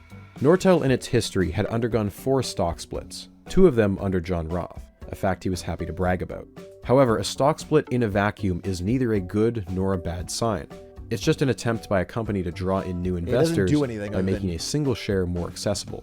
It's not like John Roth could just keep doing it like an infinite money glitch. The market would be quick to punish him and take Nortel's stock price. He could go and print new shares as part of employee stock options. And in fact, he did this many times. Nortel was notorious for handing out stock options like candy. Even the janitor got some. Over just a few years, he had printed a hefty 161 million new shares. This too, though, wasn't something he could do over and over. Many of Nortel's largest shareholders complained that their shares were being diluted. If Nortel wanted more shares, they would have to get creative. Enter the butterfly plan. Okay. So by I'm this interested. point, Nortel's parent company, Bell Canada, now renamed BCE, owned the largest chunk of Nortel's shares, 39%. So John Roth, although powerful, couldn't unilaterally make decisions without first getting the approval of his boss, Jean Monty, and the rest of the board. Without Bell's monopoly money and a preferred supplier agreement, Nortel would likely have gone under decades ago. Okay, they need daddy. But BCE wasn't a monopoly anymore, and Nortel had quickly outgrown its parent. In the year 2000, BCE's stake of Nortel made up 78% of BCE's total value. Think about This is like after, this is like the end of Yahoo's life. 2016, Yahoo, I think they owned $30 billion worth of Alibaba stock. And it was worth so much more than everything else Yahoo still had. Like Yahoo as a company was worth like maybe $1 billion. And then they had $30 billion of Alibaba stock they owned because they invested early. I'm pretty sure, I don't remember exactly how, but I think they spun it off into its own company that all it did was own Alibaba stock. Because the Yahoo part was dragging that down. It was dragging just the part that sat there and owned Alibaba. about that. This is the country's largest telephone, internet, and TV provider. Nortel's revenues had grown 26% in 1999. The entirety of BCE's other holdings only grew 5%. Owning Nortel right now seems like a good problem to have, but Jean Monty wasn't entirely pleased with the situation. Nortel distorted BCE's numbers so much that the market was likely undervaluing BCE's stock price. And because they no longer had a majority stake, he was fine with simply divesting their shares. That would mean more autonomy for both BCE and Nortel, which would allow Monty to pursue his goal of creating a domestic media empire. Thanks to the deregulation of the past decade, later that year, BCE would go on to acquire the country's largest private news company, CTV, as well as a major newspaper in the Globe and Mail as well as dozens of local news stations. Selling off Nortel would allow both companies to divide and conquer, with BCE... We love media conglomerates, don't we, folks? We love when so many of our different papers and news organizations are owned by the same few people. It's good. You get a lot of different opinions. It's awesome. Love that. Taking on media and Nortel taking on tech. The question was how to give away the shares. You would think that they would just sell them, make a killing, and pocket the cash, but the resulting tax cost would be immense. So they decided to instead push that onto the shareholders. They came up with a plan known as the butterfly distribution, where for every BCE share that you held, you'd keep that share, but also gain 0.78 Nortel shares. And the total amount of Nortel shares would be split, doubling in number. If you're lost, that's honestly okay. But the bottom line here is that there were now an additional 502 so they just gave it to their shareholders. Nortel shares on the open market. Before this, BCE was the most widely held stock in Canada. Now, it was Nortel. This immediately increases Nortel's weighting on the it goes TSE higher? 300. The butterfly plan brought Nortel from 16% up to 26%. 1/4 of the entire country's premier stock exchange was simply such a disgusting Nortel. level of But concentration. we're not done here. We've got room to keep going up. Oh my God. The butterfly plan was a one-time thing. If John Roth wanted a license to print shares, he needed a repeatable strategy. He found one in Bay Networks. I said earlier it cost Nortel $9.1 billion to acquire them, but I didn't mean $9.1 billion in cash. No, Nortel had paid for it with shares. John Roth had gone to the company treasury with the permission of the board and printed 134 million new shares, which were handed over to the executives and employees of the newly acquired company. Now, there was a little worry about share dilution, but so long as the share price continued to go up, John Roth was able to keep his investors happy. The TSE 300 immediately accounts for all these new shares in Nortel's weighting. This, in turn, causes all index funds in the country to go out and purchase more Nortel shares, which has the cyclical effect of raising Nortel's share price, which also, again, factors into Nortel's weighting. Can you see where I'm going with this? Yeah. Nortel acquired 18 companies in 2 years, and of the $30 billion it had spent, $22 billion was paid for with shares. The shopping spree had injected 972 million new shares into the market. And here's another thing. Not all of these shares printed for these acquisitions were actually available on the open market. If you print a bunch of new shares and give them to employees, they're getting a gift for free. Understandably, they don't know if the stock price is going to go up or down, and it's in their best interest to just sell them immediately and make a profit. Millions of shares being dumped right after a... That's what my boss at Twitch told me when I got my Amazon shares. Thank fucking God I didn't listen. Thank fucking God. Actually, I probably did listen. It was too lazy. It seemed like such a pain in the ass. Thank fucking God, though. I remember him telling me that verbatim. Verbatim. Like, you don't know. Like, if you think it's going to go up, you should buy Amazon stock today. But if you're not doing that, then you have no idea. So you should sell. Yeah, okay. It sounds right. And then I went home and played League of Legends. Or I played Shardbound. The buyout looks bad on Nortel. Hence, the buyouts usually included an escrow clause. The employees of the acquired company are given the Nortel shares, but they can't sell them until the end of an escrow period, which could be anywhere from 6 months to a year and a half. And yet, even though these new shares aren't technically public, the TSE 300 still increases Nortel's weighting.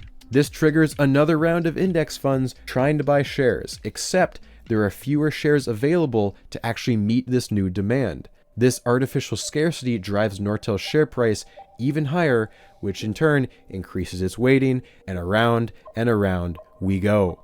Are you following? Yeah. Starting in 1998, Nortel had gone from having around about 500 million shares to over 3 billion. Nortel had exploited the intricacies of the Canadian stock market so badly that by the summer of 2000, it made up 38% of the entire Toronto stock exchange. That is such a dereliction of duty. Does this make sense? Does this seem fair? I promise you it shouldn't. And then things got worse. So, those index funds we were talking about, With Nortel continually eating more and more of the TSE... Think about it like from the point of view of a pension. Someone's pension is going to buy for their retirement.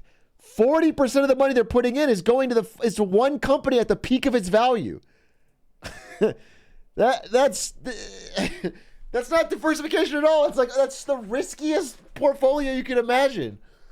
Pi, index fund managers had to buy more and more Nortel to fill up their clients' portfolios. But sometime around late 1999, they ran into a snag. See, there's actually a law in Ontario that prevents mutual and index funds from having more than 10% of their value in one stock. Maybe you see the issue here. Nortel was now more than 10% of the pie. It was illegal for index funds to match the TSE 300. And that was a problem. See, the reason people go to professional investors is that they're supposed to know better than the average person.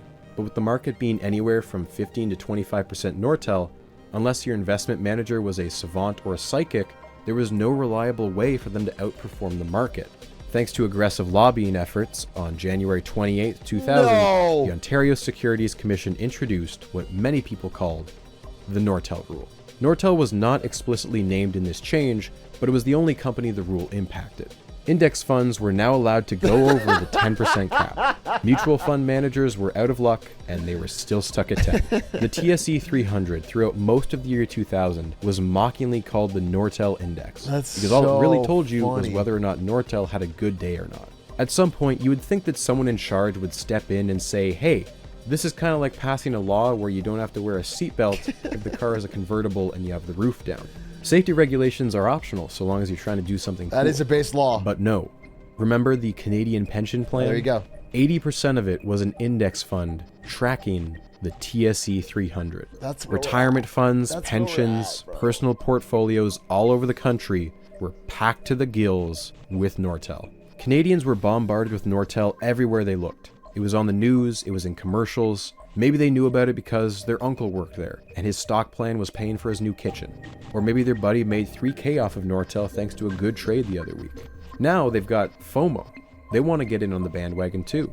They want to make money, obviously, but, deep down there's probably a little part of them that's, patriotic. They're happy they're supporting the home team. Maybe Canada doesn't make its own cars, or make its own movies. He glanced over. NVIDIA swings more than $400 billion in a single day. Every day for the past week.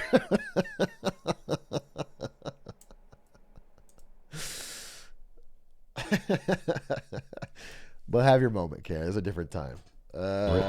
See. Holy! What a... Hey, are you dying to watch part 2? That was a great video. That was a fantastic video. Damn, do we want to finish it? How long is the second part? If it's a full hour and a half, I think I can't do it. Let's see. Big thank you to Nebula for... It is. It's an hour and a half. All right, we'll have to do it tomorrow. I'll watch tomorrow, 100%. 100% we'll watch tomorrow. Absolutely. And I'll do other things tomorrow, too. We'll do a big stream. Big stream tomorrow. But it's midnight. Ari's parents are here. That was a great video. I mean, obviously, I knew it would be good. Everyone recommended it, but that was fantastic. It's right up my alley. Right up my alley. Extremely interesting, and I can't wait to see what happens. I'm assuming it ends by going even further to the moon, and everyone in Canada becomes a millionaire, and they laugh all the way to the bank. And to this day, Nortel is still the biggest and most powerful company there ever was. That's an awesome ending. Happy. We'll watch it tomorrow. All right. Well, thanks for watching. Thanks for spending some time with me. I know I'm a little late today, and I missed yesterday. But overall, the content on YouTube's been killing it, bro. We've been on fire. I got like back to back 1 out of 10s on the clips and I think the main. Everything's been pretty fucking banger. All right. Much love. Thanks for kicking it with me. We'll raid Hoodat if he's live. Raid Hoodat 950, my goat.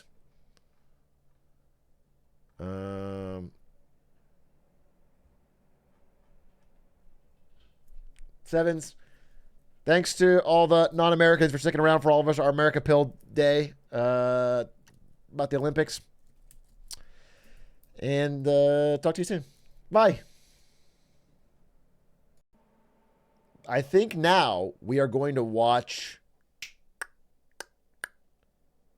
Nortel Part 2. Nortel Part 2. And I can catch, if you don't watch Part 1, I can catch you up pretty easy. Although he might do it in the video. Part 1 was amazing. It was a great, interesting, big thank you to Nebula, business documentary. And what's cool is thank you to Nebula you are joining right at the peak. The entire first part of the Nortel documentary was covering its dramatic rise from being a small offshoot Canadian branch of an American monopoly. They slowly but surely established their own company, their own brand, and their own technology, and rose to become the most valuable company in Canada. At one point, comprising something like, what was it, 46%? Am I crazy? It sounds too high. 30% of the Canadian stock, 38% of the Canadian stock market. That means every Canadian that was investing in their retirement, if they put $1,000 in, 380 of that was going to the fucking one company. It was absurd. It was absurd. And that is where they're at right now. They're at their peak of their stock price, and surely only good times are ahead. Okay? This is right around, of course, the rise of the internet and the .com bubble in the late 90s, early 2000s, where the internet's going to never stop growing and everything's the future, and Canada is at the forefront. And every company has to buy their internet switches for the future. Okay? We're going to watch that starting now. Sponsoring this video.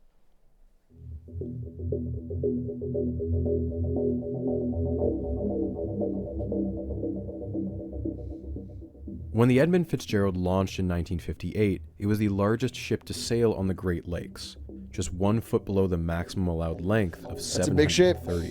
The ship was named for Edmund Fitzgerald Sr., president of Northwestern Mutual out of Wisconsin, and spent 17 years hauling iron ore, setting its record of around 28,000 tons.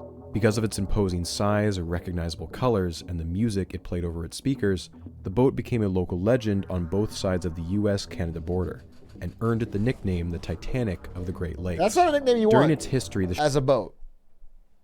Just in general, if you're a boat, you don't want to be called the Titanic of anything. The ship was not without its close calls or minor accidents, but each time it survived and continued on its journeys. And then came November 10th of 1975. After spending a little over a day sailing east on Lake Superior, the Fitzgerald and another ship, the Anderson, began to enter into rough waters. With wind speeds reaching almost 80 kilometers per hour, the captain of the Fitzgerald radioed the Anderson to say, "I have a bad list, I've lost both radars, and I'm taking heavy seas over the deck." Yikes. They lost radio contact at 7:10 p.m. Minutes later, the Fitzgerald entered into a squall, a highly localized black storm cloud, at which point it disappeared from the Anderson's radar, and the ship and its 29 crew members were never seen again. Wait, the wreck was found 4 days later, 500 feet below the surface, a dozen miles outside Whitefish Bay. That's surprising to me. I did not think there was so much activity on a lake, even a great one. Oh, thank you for the gifties, Real and Legit Doug. The Real Legit Doug gave 5 gifties. Well, that has to be you. That has to be you. Thank you so much. It's basically an ocean. It's not basically an ocean, bro. The lakes are big, don't get me wrong. They're not up there with oceans. I leaked the fucking video I just showed you, bro. I leaked the video I just showed you. The Great Lakes are not equivalent to ocean. That's not a controversial take. The Pacific Ocean and Lake Superior are not in the same weight class. Bay. It had been torn into 2 gigantic pieces. The lifeboats hadn't been launched, suggesting that whoever took it down happened too fast to react. Although they're called the Great Lakes, their sheer size is such that they're more comparable to inland seas. Well, that settles that, doesn't it? They're not comparable to inland oceans. I'll tell you that. I'll tell you that right now. Don't say get fucked. He didn't say oceans. He said seas. which we can meet in the middle, but it's certainly not ocean. Okay? Lake Superior is the largest of the 5, with enough volume to fit the other 4 lakes with room to spare. The weather conditions are often unpredictable and even violent. The waves on Lake Superior that day, particularly on the eastern side, reached an astonishing height of 11 meters. That's as tall as a 4-story house. With the Fitzgerald weighed down with 26,000 tons of cargo, water would have crashed down above the deck by over 4 meters. Sorry, I got one second.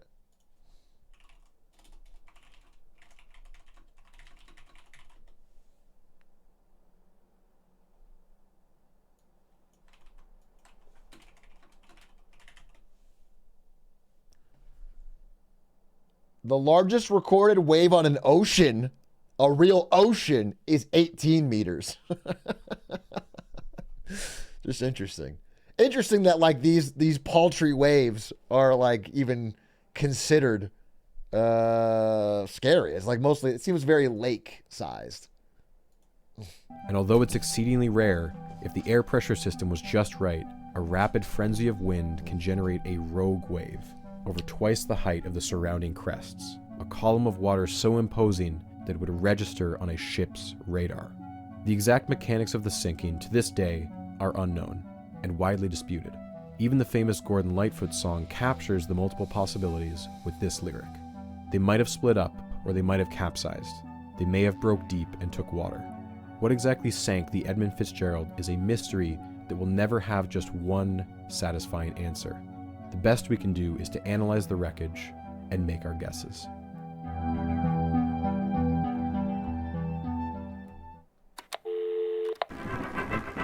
North, east, south, west, everywhere. Northern Electric serves you best.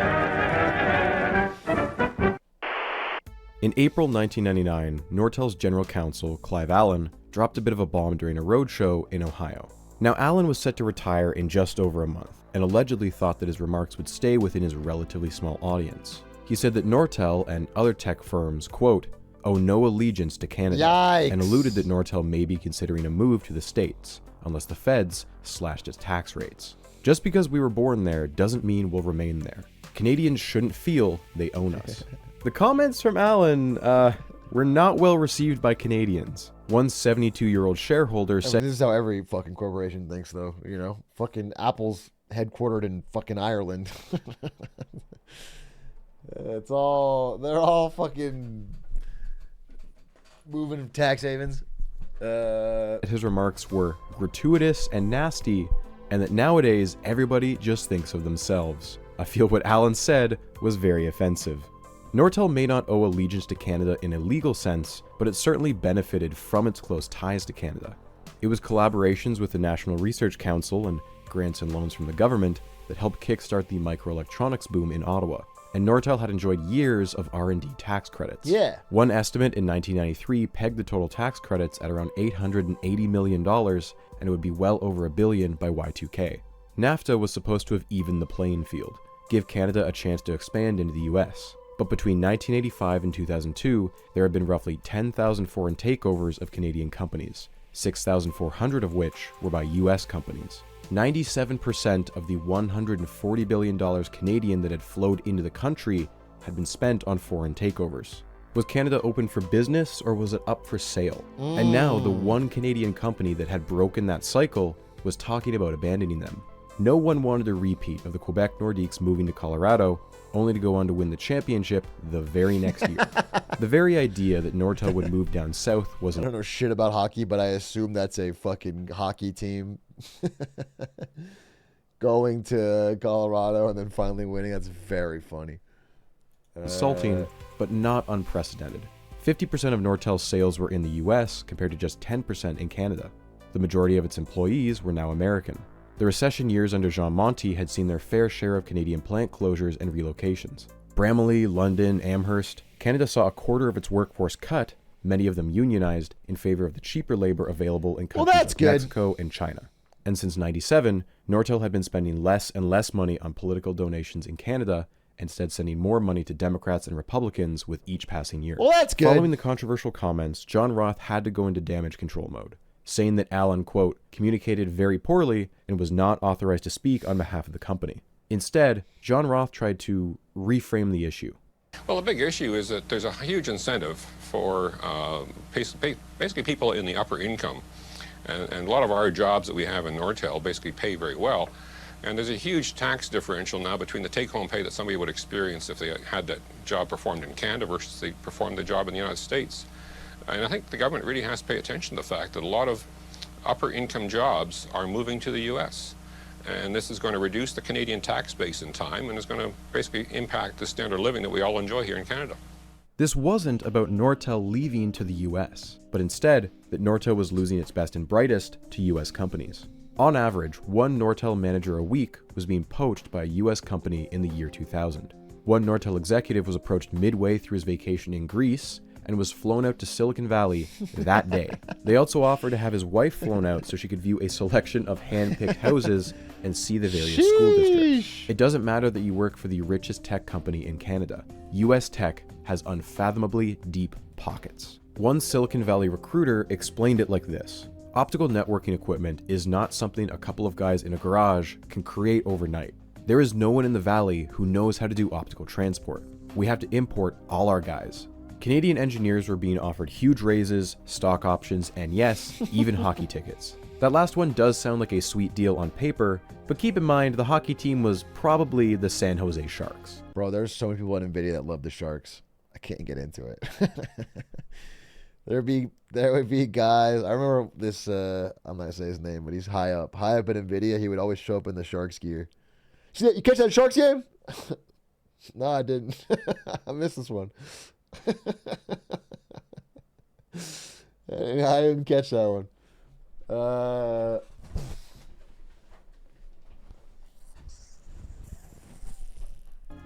I've been assured that this is a very funny sports joke. The company behind that particular stunt was Optical Networks, of which Cisco was an investor. And Nortel was so infuriated by its antics that they filed a court injunction to stop them from stealing their employees. It had poached 19 employees in 11 months. Worse, Nortel was alleging that those employees had been targeted because of their knowledge of trade secrets. The last time Canada experienced a brain drain like this was right after the Avro Arrow. When the project was shut down in 1959, rather than converting the plant to civilian... There was leaked emails, I think, from Apple. There's a great... I love to read corporate emails that get public, like the Sony ones, the Apple ones. I like to see how CEOs talk to other CEOs. It's very interesting. It's very fascinating. And there's a classic Steve Jobs email where he gets 2 Apple engineers poached by Adobe, and he emails the Adobe CEO. By the way, this is collusion and is illegal. And he basically threatens like, hey, if you're going to poach any of our guys, we're going to poach all of yours. I thought we had an agreement, hint, hint. He doesn't say it like that, but it basically says like, hey, if you try to, and you know, what that is a conspiracy between 2 employers to keep wages down. Because if they could both poach each other's people, then they would have better opportunities and make more money. But,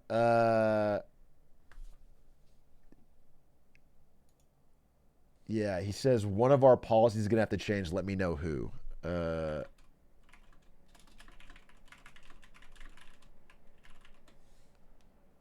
This is it. Yeah, this is it's Bruce. Adobe is recruiting from Apple. They have hired 1 person already and are calling lots more. I have a standing policy with our recruiters that we don't recruit from Adobe. It seems you have a different policy. One of us must change our policy. Please let me know who. It's tough, but it is 100% illegal collusion.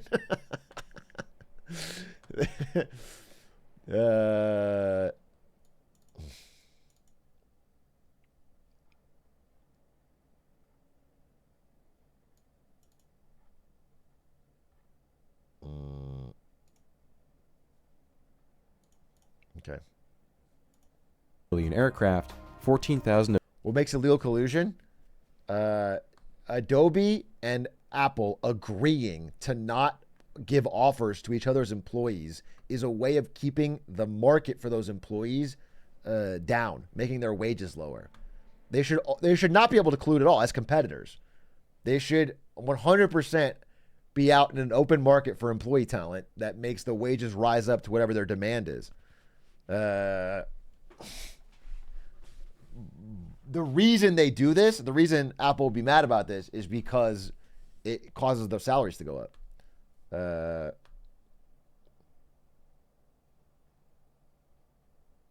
Is that really illegal if they have an agreement not to do it? Yes, it is illegal. 100%. The employees could sue. It's against labor laws. You cannot have a monopoly. Actually, it's happened. This has happened. They've been sued. I think Microsoft, Apple, and another big tech company got sued for this, for colluding to keep wages down. Of Canada's best engineers were unceremoniously laid off. Guess who benefited from that? Those Canadians immigrated down south and went on to play a not-so-minor role in the founding of a little organization called NASA. John Roth was arguing that this saga was repeating. In his eyes, it was no wonder that highly educated Canadians founded were immigrating NASA? down south. They got higher salaries, better stock options, and their taxes were lower. Highly paid tech workers would be unlikely to require things like public housing, and job offers from Silicon Valley companies often came with cushy private health insurance. If Canada wanted to keep those PhDs north of the border, then they obviously had to cut taxes. That was his argument, at least, but the validity of it is hard to evaluate. One study between 1997 and 2002 found that on average, 23,000 university-educated workers left Canada each year for the US job market. And in 1998, Statistics Canada confirmed that yes, a brain drain was occurring. However, it was small, much smaller than the one during the 50s and 60s, and more than offset by a brain gain from people immigrating to Canada, by a factor of 4. And on top of that, a later study from 2013 found that this brain drain was often temporary. Yeah, the only thing that mass cutting taxes will do is make your society a hellhole that people don't want to live in or come back to. It'll exacerbate the income inequality. It'll increase homelessness, you know what I'm saying? Reduce social services, make it more punishing to reach poverty. It's a very, very short-term mindset. If you make the best place to live, people will come there. People will immigrate in. Around 50% of graduates who moved to the US later moving back to Canada. There are clearly some additional, harder to quantify variables at play here. But here's the thing. This is about a narrative, and John Roth had a narrative that the media loved. Twitter just published an update and exploded? Wait, what do you mean?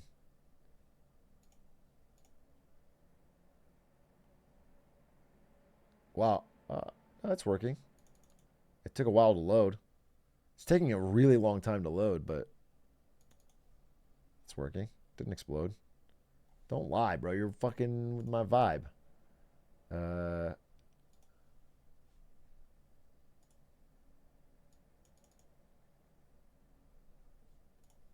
Nortel had ballooned so spectacularly that it was worth more than the rest of its own parent company, BCE.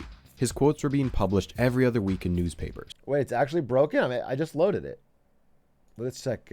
Is Twitter down? We'll go to down detector. Oh, something's happening for sure. Yeah, for sure. For sure something's... Hey, where's the fucking Garm guy who's telling me how Elon was big winning? Where's that guy at? Where was the fucking guy to start a stream? She's proper fucked. Wait, maybe it's an app problem. Let's see. What are we gonna do with the other everything app?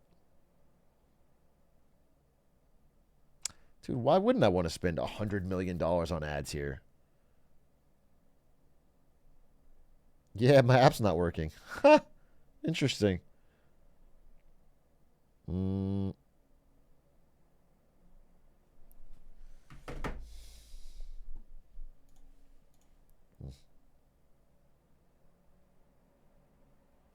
He was on TV talking about the brain drain. John Roth... If Elon sabotages X, can he somehow get out of his debt? No, dude. What kind of cartoon world do you... How would that work? The company's been his for a long time now, years. What? There's no. I mean, yes, they can declare bankruptcy 100%, then give it back to and the banks will own it. Yeah, they can do that. But Elon can't hijinks his way out of the debt. Was not simply a Canadian CEO, he was the Canadian CEO. His rhetoric was being echoed by the leaders of the two conservative parties, who began to demand for further tax cuts. The culmination of this was a widely publicized feud with Finance Minister Paul Martin. The role of Finance Minister is generally one of the most sought-after cabinet positions, and Paul Martin was particularly influential. After coming in second behind Chrétien in the party leadership race, Martin had been biding his time ever since, stoking internal divisions within the party, and would successfully force out his boss in 2003. What this means is that John Roth was sparring with a future prime minister. Quote, Canadian taxes are too high.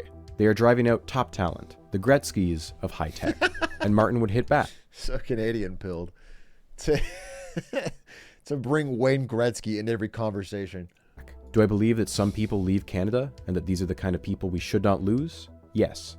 Do I believe that they leave because of taxes? No. As much as the government tried to argue against it, politics is about optics. In February 2000, Paul Martin introduced what amounted to $58 billion in tax cuts and a significant overhaul to the tax bracket system. With an election becoming increasingly likely as the year dragged on, Paul Martin delivered a killing blow to the conservative platforms by unveiling a second mini-budget in October, which added even more cuts and sped up many of the changes promised in February. By one-upping the opposition on taxes and with healthcare as a further wedge issue, the Liberals cruised to another huge majority in November of that year. John Roth had gone toe-to-toe with the future Prime Minister, and he had won. For this saga, Time Canada named him Canadian Newsmaker of the Year. Although most Canadians were focused on changes to the middle tax bracket, for the John Roths out there, the real headline was the corporate tax rate, which would be dropped from 28% to just 21% over the next 5 years. That's good for Employee inequality. stock options also got a revamp. They now had a built-in tax deferral clause, meaning you wouldn't owe taxes until you sold your shares. And of course, the capital gains tax, which as we saw last time contributed significantly to the Canadian stock craze. It started the year at 75%, but was down to 66% in February. This would have been the end of it, but then the Tory government on Ontario said, hey, we're going to lower ours to 50%. Not wanting to be outflanked on taxes in an election year, Paul Martin said, fine, we'll do it first. And so by October, he had slashed it again and brought it down to 50%, which is where it stands to this day. Okay. In a global financial market that was so often dominated by American companies, John Roth had done everything he could to level the playing field. But still, Nortel lacked one key trick that Lucent and Cisco had access to. And John Roth had a plan for that as well. Analog and DFT, how much better can it be? Anesthetic on the floor, I can take it anymore. I don't think I want to pay this anymore. To understand the root of Nortel's problems, you have to go back to a PR incident in late 1998. See this plunge in price? It was caused by 12 words. The recent Bay Networks purchase was not an immediate slam dunk. The company had not been without its own issues. It had been formed from the merger of two other tech companies who had overlapping product lines, and some of its senior employees had jumped ship. At $9.1 billion, many observers thought that Nortel had way overpaid. And by fall 1998, it wasn't clear if Bay was helping Nortel's cash flow. Nortel had just released some earnings numbers that didn't factor in the Bay purchase, even though the two companies had already merged. At their annual investor meeting in late September, Nortel's then CFO, Wes Scott, got up on stage to try and clear up the confusion. Referring to their projected annual growth of 14%, he said something to the effect of, in the high teens with Bay included, and low teens without Bay.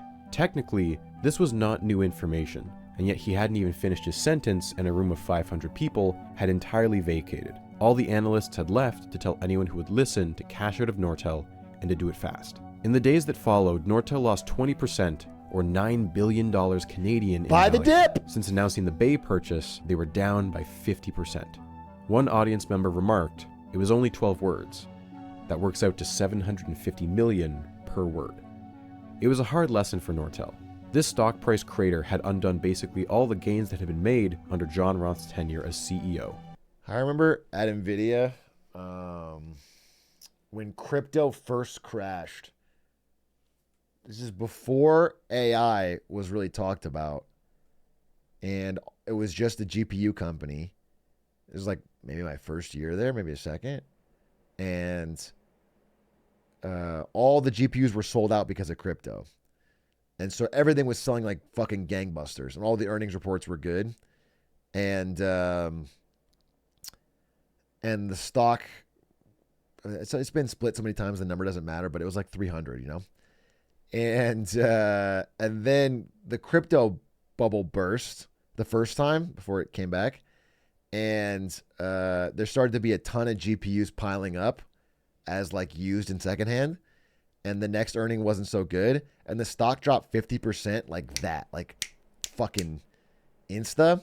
And I remember walking around the office and everyone was fucking moping, talking about I should have sold at 300. Good thing you fucking didn't, bro. Good thing you fucking didn't if you held on. But I 100% remember that vibe. I remember Shroomed, actually. If you guys know Shroomed, he's a Melee player. He works at NVIDIA. He did testing for NVIDIA. I think he still does. And he was just fucking despondent. He's like, I was about to sell. I was this. Yeah, Dewan. Good that you didn't, bro. He was approaching his threshold. The lesson here was that frank honesty is bad for the stock price. You gotta give investors only what they want to hear. Wes Scott was booted from the CFO role early the next year. He would be replaced by Frank Dunn, a longtime ally of John Roth. From this incident onwards, Nortel would concoct a new type of financial reporting: earnings from operations. I already know that for most of you watching this, your eyes just glossed over. I get it. It sounds like an Econ 101 term, something straight out of an accounting textbook. But it's deceptive. These 3 specific words, in this specific order, is not something you can find in a textbook. It's an invention entirely unique to Nortel. But it's not unique to Nortel. All these fucking shit companies do this. They do adjusted EBITDA. They do innovation-focused EBITDA. They do all sorts of fucking financial terms that basically say, here's a way to show all the money we're making without all the costs associated with it. Because those don't count. Those don't fucking count. There's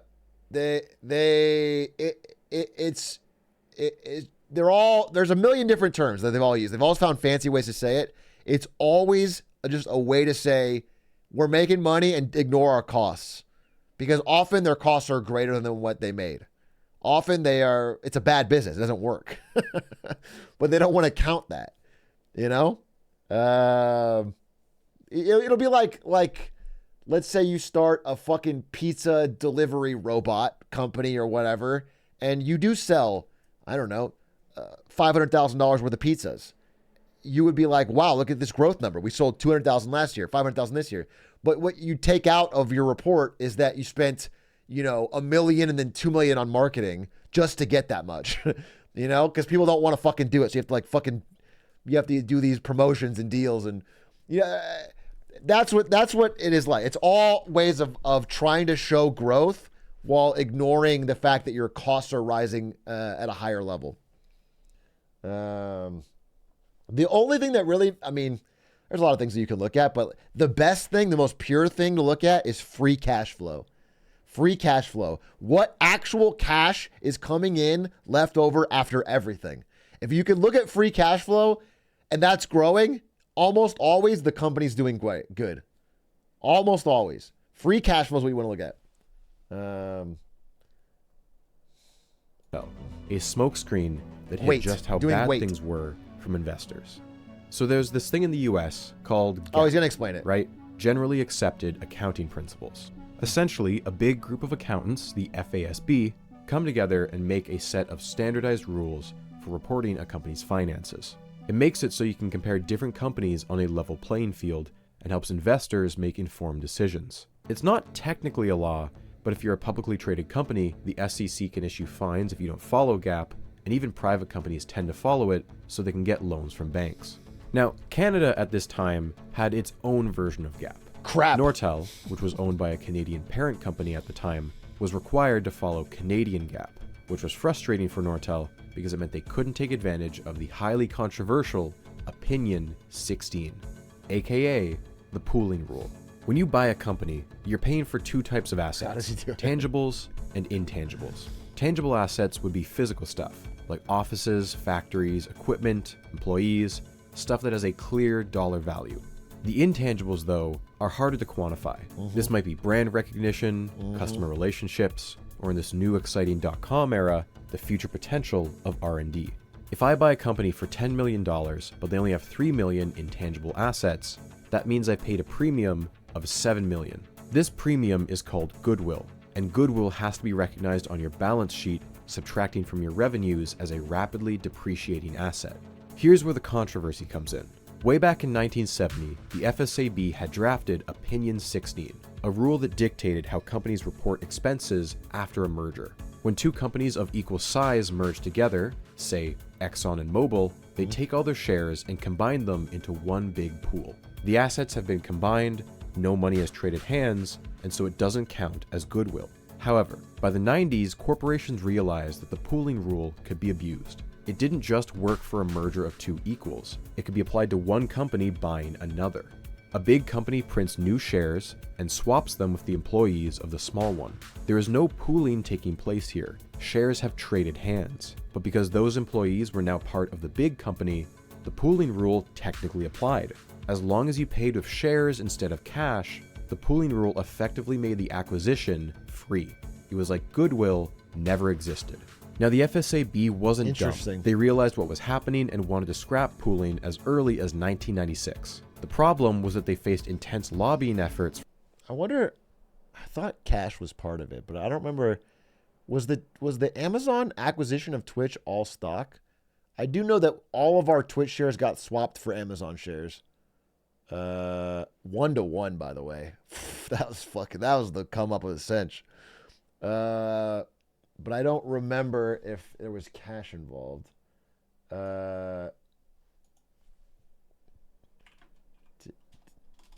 Twitch acquisition, Amazon cash or stock. It was all cash. I guess they just changed your equity as an employee. Yeah, it was all cash. The owners got all cash, and then all the employees got switched. Okay, interesting.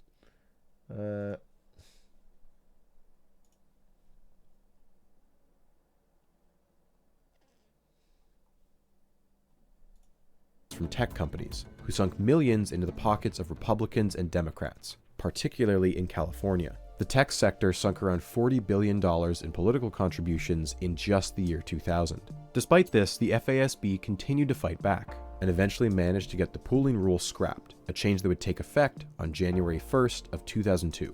Of the big three telecom companies, only Cisco could make use of pooling, and it took advantage every chance it got. Nortel couldn't because it was stuck following Canadian GAAP, and Lucent couldn't until late 1998. This was a condition of its spin-off from AT&T, that it couldn't use pooling for the first 3 years. You can see how this would be endlessly frustrating for Nortel and Lucent. Just 3 months after their ban on pooling expired, Lucent made its first major purchase in January 1999 with Ascend Communications. Now it was just Nortel without a free money glitch. So what did Nortel do? They did it anyway. The thing is, there is nothing preventing a company from publishing their GAAP numbers and then also publishing a different set of numbers that make their company look better. So long as you clearly define which ones are GAAP and which ones aren't, there is nothing illegal about that. You could bury them in the fine print, or you could publish your annual report on a big news day so no one pays attention. This type of creative accounting fueled the entire .com bubble. You had startups worth billions of dollars on the stock market and yet had no products and no revenues. They were just offices with a few computers, a website, maybe a foosball table. The 1990s were the wild west of investing, and it became almost impossible for financial analysts, much less the average person, to decipher the dozens of different GAAP versus non-GAAP numbers. It was like apples versus never oranges trust non-GAAP versus numbers prime ever. rib steaks. To be clear, what Nortel was about to do was not unique, and it was not illegal. Nortel was just doing it at an unimaginable scale. And so, under the new CFO Frank Dunn, Nortel released their annual report for 1998. In it, the cost of the Bay Network's buyout was simply not factored in to the headline numbers. Buried at the bottom were the GAAP numbers. What would have been a $569 million loss under GAAP was a $1 billion profit under Nortel's nonsense numbers. Here's another headline. Revenues up 22%, up to $4.4 billion. But buried at the end of the paragraph is the GAAP number. The quarter actually saw a loss of $470 million. As Nortel continued to buy around one new company a month, their financial situation continued to worsen. Paying a premium in shares costs way more than paying with cash. Shares are inherently more risky. Their value can go up and down at the drop of a hat. A company about to be bought out is going to demand a big premium. Cutera, for instance, had been valued at around $68 million the year prior, only to be bought by Nortel for $3 billion. I have a hard time believing they went up in value 40 times in just 1 year. Of the nearly $22 billion spent on goodwill, only $450 million of it was paid using cash. One estimate by analyst Al Rosen says that if they had paid with cash, Nortel could have saved $13.4 billion. Were these acquired companies even profitable? Were they bringing in new revenue?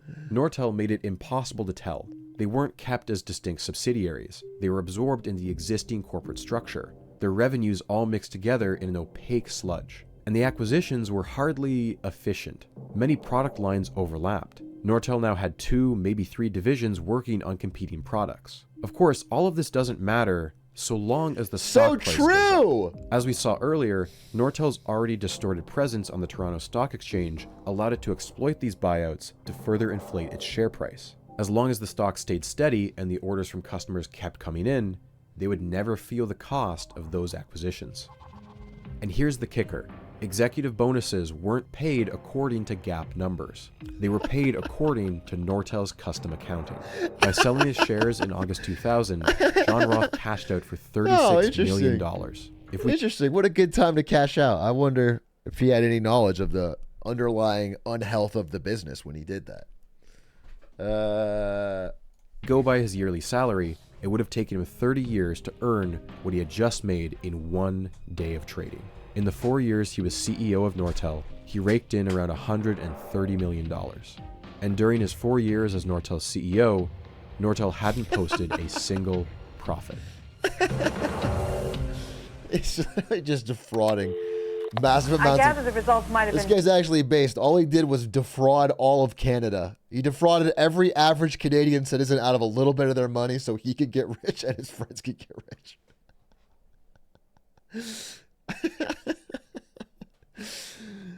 Oh, baby. Oh, baby. better if you've been able to fulfill more orders. How are you going to deal with those bottlenecks? Well, we've been working that very aggressively, as you might imagine. This is one of the problems you'd like to have from time to time, but we don't want it to last too long. Success a nightmare? It may seem that way if you don't have the right tools to handle it. The dot-com bubble had burst on March 28, 2000. All those internet startups had finally burned through their venture capital money. The tech-heavy NASDAQ index begins to plummet. That year, 14 dot-com companies ran Super Bowl ads for around $2 million each.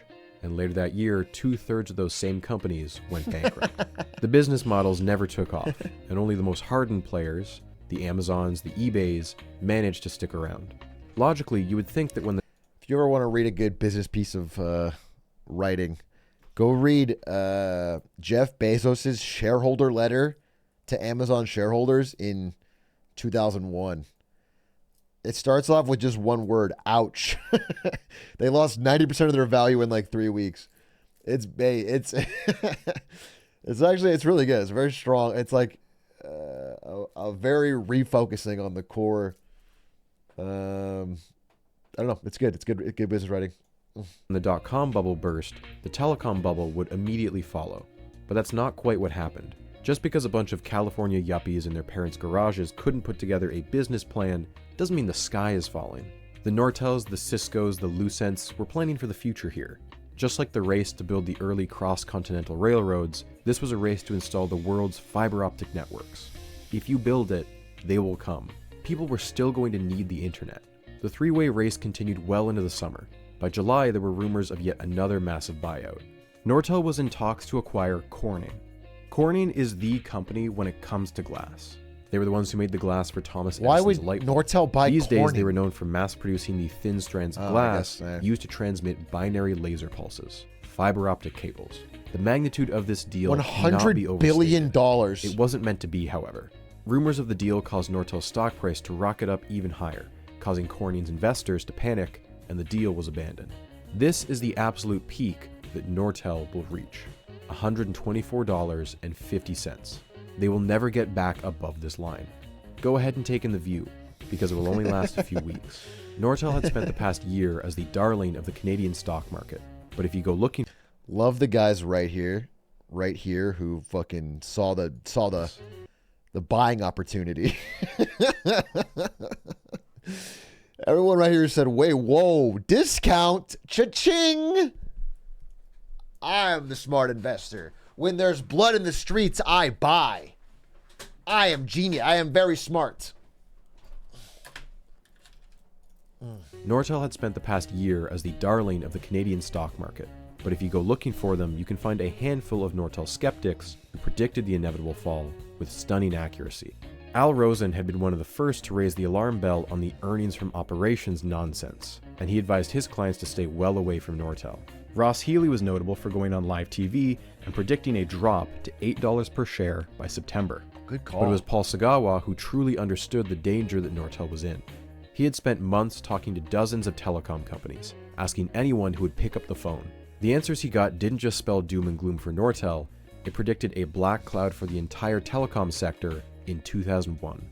The demand for internet traffic was growing, absolutely, but nowhere near the levels that market analysts were pulling out of their asses. One consulting firm predicted that between 1999 and 2003, you'd see traffic go from 350,000 terabits to 15 million. That is a 10 times increase per year, 4 years in a row.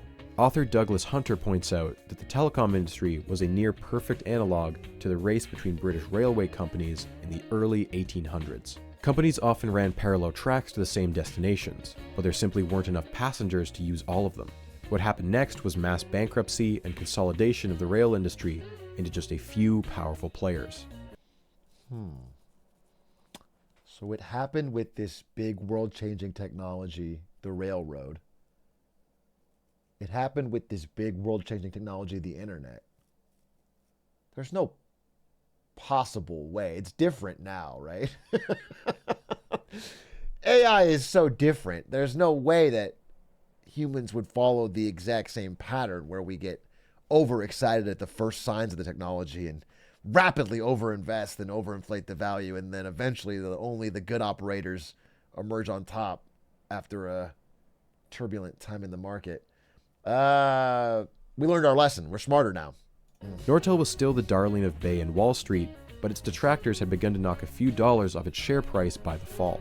And with its share price slumping, history is not a good picture of the future. Facts. Had to slow down on its acquisition spree. After closing 2 more deals in early October, there wouldn't be another for several months. But John Roth was defiant as ever. It isn't that Nortel is overvalued, it's maybe that everything else is undervalued. Late October was critical. It's not us that's wrong. Every single other stock in the world is undervalued. That's so based. That's such a funny way of. It's the children who are wrong. Let him cook, bro. That's so fire. It's maybe that everything else is undervalued. Late October was critical for Nortel. Investors were eagerly awaiting their third quarter numbers, and hopes were high. But October 25th turned out to be a disaster. All you gotta do is miss once. Nortel was going to miss analyst expectations. I told you! All you gotta do is miss once a little bit. A tiny bit. I swear to God, if NVIDIA earnings comes out and they're like, yeah, we met expectations. We're a tiny bit under, 1% under. It's a fucking collapse. It'll be, I'm telling you, they have to beat it by a lot every time to keep this level of valuation going. It's so stretched. And they might. I mean, I have no reason to believe NVIDIA won't have another gangbuster earnings, but if they ever have one that's just a little off, the market's going to reprice it so fucking quick. By 1 cent per share. It was an underperformance just barely below expectations, but the market is unforgiving. Nortel loses $80 billion in one day. The TSE has its worst day in 13 years because of it. So many Nortel shares are being traded that it brings down the TSE's computer systems and traders have to go through Wall Street instead. By the end of the week, $120 billion had been simply erased from existence, and Nortel fell from 32% to just 24% of the TSE 300. Oh, just 24. Autumn was a chilly wake-up call after a blistering hot summer season. October 25th is the biggest single-day loss in Nortel's history. But as dire as that sounds and looks, it was not the end of the world. It's important to take a moment and get some perspective. This graph is so warped, so blown out of scale, that every number that isn't this one feels like a colossal failure. But every time that Nortel has fallen down in the past, its stock has climbed its way back up. Think about how the people who bought the dip in 1993 feel now. If you bought here, Jean Monty quadrupled your shares by the time he left. And if you bought the dip in 98, John Roth multiplied your shares by 9 times. Do you still doubt it? Are you going to miss out again? Individual investors loaded I love up this. Again. This is so... Pension plans loaded This up. is such a... This is a great video. Bobby Broccoli, you've done an amazing job, but this is a perfect encapsulation of the mindset I see from some people on every stock nowadays.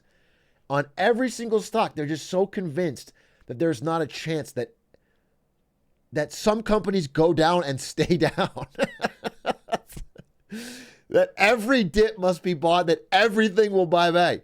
That it's so pervasive nowadays, and I don't necessarily blame them, especially if they're young, because we've had 30 years of that basically being true because of 0% interest rates, free money, like companies can't fail.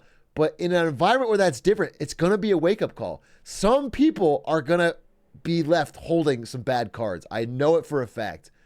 We can't have interest rates this high for this long and not have some tide come out. Nortel was nothing if not resilient. You couldn't say the same for Lucent, who'd spent much of their fourth quarter of 2000 stepping on a bunch of rakes. They revised their earning predictions twice, down from 24 to 18 cents per share, losing them almost $8 from their stock price. Because of this, CEO Richard McGinn was fired by the board. Then on November 21st, they admitted that they overstated their sales by $125 million, lopping another 2 cents per share from their targets. Can you imagine that? You have thousands of accountants and you can't even get your own numbers right? Yeah. Embarrassing. Is it embarrassing?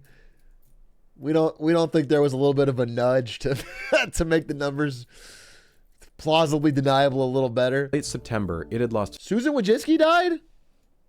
That's really sad. I don't really want to talk about it though because she's clearly too young. Oh, it was cancer? That's really sad. But I'm sure it's personal for the family. I mean, very sad. She was the former CEO of YouTube. Sounds like she had cancer. Sad. Sucks. Cancer sucks. But I don't know her personally. Never met her. Don't know much about her, to be honest. I don't want to make a huge deal out of it on my stream because that would seem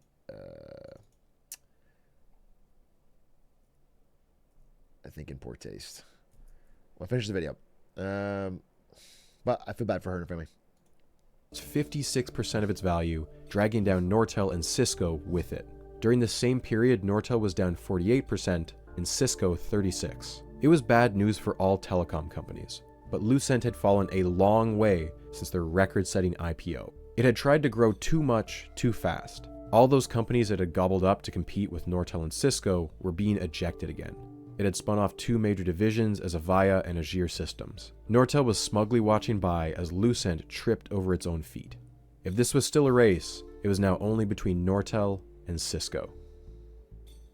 On November 30th, John Roth was given the honor of ringing the bell that signaled the start of the trading day on Wall Street. So everything that we're seeing here that is happening with Nortel, it happened bigger with Cisco. I understand this is a very good story to tell, and its impact on Canada. I didn't know enough about Nortel. I didn't know enough about its impact on Canada. I didn't know any of this. It's fascinating. I'm glad he's telling it. But like this same story can be told also about Cisco and bigger. Cisco at one point wasn't number 9. It was number 1 in the world. It was the most valuable company in the world, the peak of the dot-com bubble.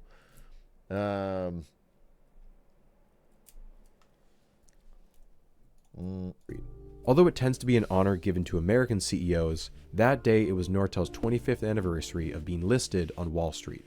John Roth gave a speech later that day, and given the circumstances, he was well within his rights to be a little petty.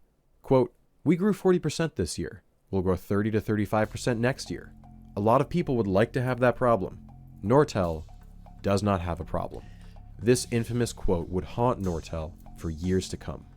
By the end of December, John Roth had been awarded Canadian Newsmaker of the Year, as well as Canadian CEO of the Year. The stock recovered over the holidays thanks to an overall market rally in the new year, and it seemed that Paul Sagawa's prophecy of disaster had been oversold. But then, Cisco blinked. In January, CEO John Chambers had finally spoken into existence the words that every investor feared. Quote, "Is the economy slowing? Absolutely. For Cisco, the first quarter of 2001 was going to be, quote, a little more challenging." Cisco wasn't ringing any alarm bells yet, but it was clear that they weren't going to promise the moon either. But on February 6th, Cisco completely throws in the towel. It announced to investors that it would be earning 1 cent less per share than initially predicted. Disaster. Their stock price is pummeled and loses 20% in just a few days. By April, they'll be down by half. Meanwhile, in the background, Nortel had just quietly cut 4,000 jobs. There is no official public statement. It's not until January 10th that the media hears rumors of job losses at Nortel. We have to understand is like when a company is valued, you know, I'm using NVIDIA as an example. I think NVIDIA is a better company than both of these companies, so I don't want to be super unfair here, and I obviously have a lot of reasons to like NVIDIA, but I'm using an example.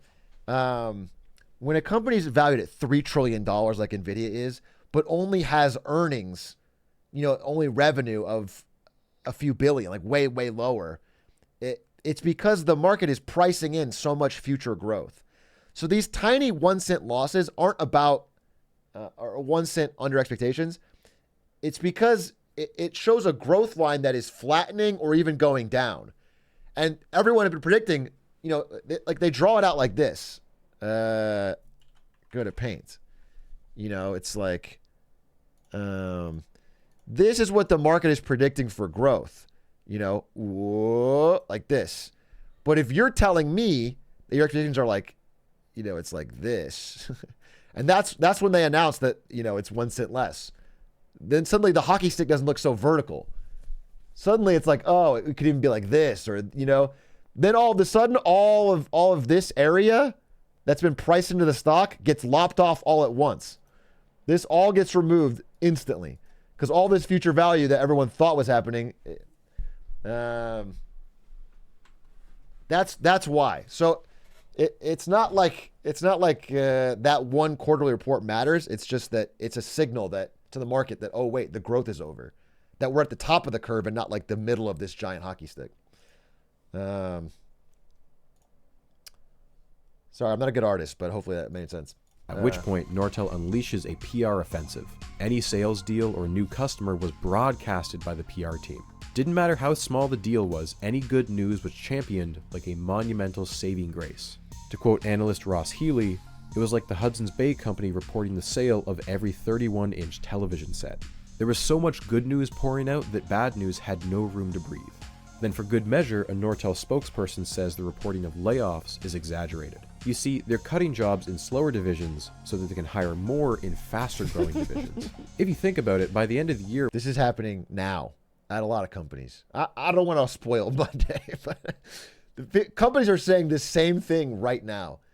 Not necessarily the big three. I'm just talking about in general. Like a lot of companies now are trying to like do layoffs in a stealth way and say the right thing and layoffs for growth. I mean, the guy that was in chat at the beginning, we're becoming a tech company, so we have to lay off fucking 600 people. Is this graph the rate of growth or is it the earnings? This graph? This graph is just stock price. The graph I was drawing was earnings. Earnings and expected earnings. Will have hired back the same number of people. Those aren't layoffs. That's just strategic reallocation. The spin seemed to work, and the markets rewarded Nortel by stopping their slide. 2001 Nortel was going to be meaner and leaner. Meaner and leaner, baby. But then there were some disturbing reports. One internet company, ICG Communications, had just declared bankruptcy. Although there was no public record of any specific dollar amount deal with Nortel, Nortel had been listed as one of their technological partners. Soon after, Bookham Technologies announces that they're reducing orders from Nortel. On its own, it's a neutral statement. Maybe Nortel had found a better supplier. But enough about that. We've got a major piece of good news again. Another acquisition, the first since the October crash. Nortel was buying a laser division for undersea fiber optics from JDSU. $2 billion worth of shares. The deal is set to close on February 13th. The news that would come just 2 days later would trigger several class action lawsuits. Earlier in February, there had been a meeting in North Carolina. The CFO, Frank Dunn, is in attendance. He's getting updates from division heads on their sales forecasts. The first to speak was Greg Mumford. Sales are slowing down in the optical division. Frank is momentarily shaken. Then he lets other people speak. Wireless, it's going down. Enterprise, down. Oh no! Everything is going down. Quest, MCI, all of their customers that had promised a certain amount of business were now having to cancel orders because they lacked the money. Most of those deals had been done using vendor financing. Nortel promised deep discounts and loans in exchange for their business, but they couldn't even pay for those. And yet Nortel had already recorded those as sales even though they hadn't been paid for yet. Nortel switches were sitting in warehouses still on the pallets they were delivered on with nowhere to go. By some estimates, these heavy-duty fiber networks were only supporting 7 to 14% of their total capacity. There just wasn't enough internet activity to warrant the existing orders, much less any new. Imagine this says AI activity.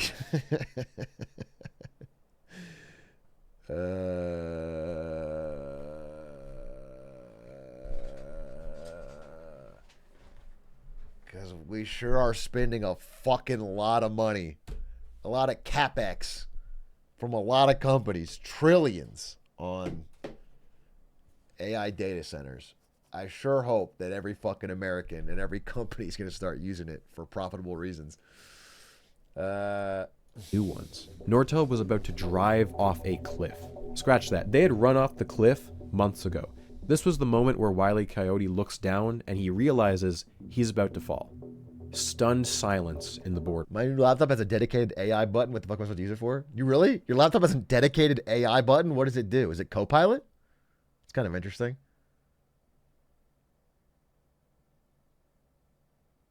When you press it, what does it do? Is it a voice assistant?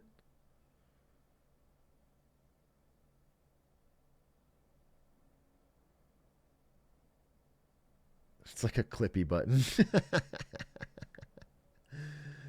It just brings up Copilot. Okay, that's funny. That's funny. I guess they're just like trying to really push it.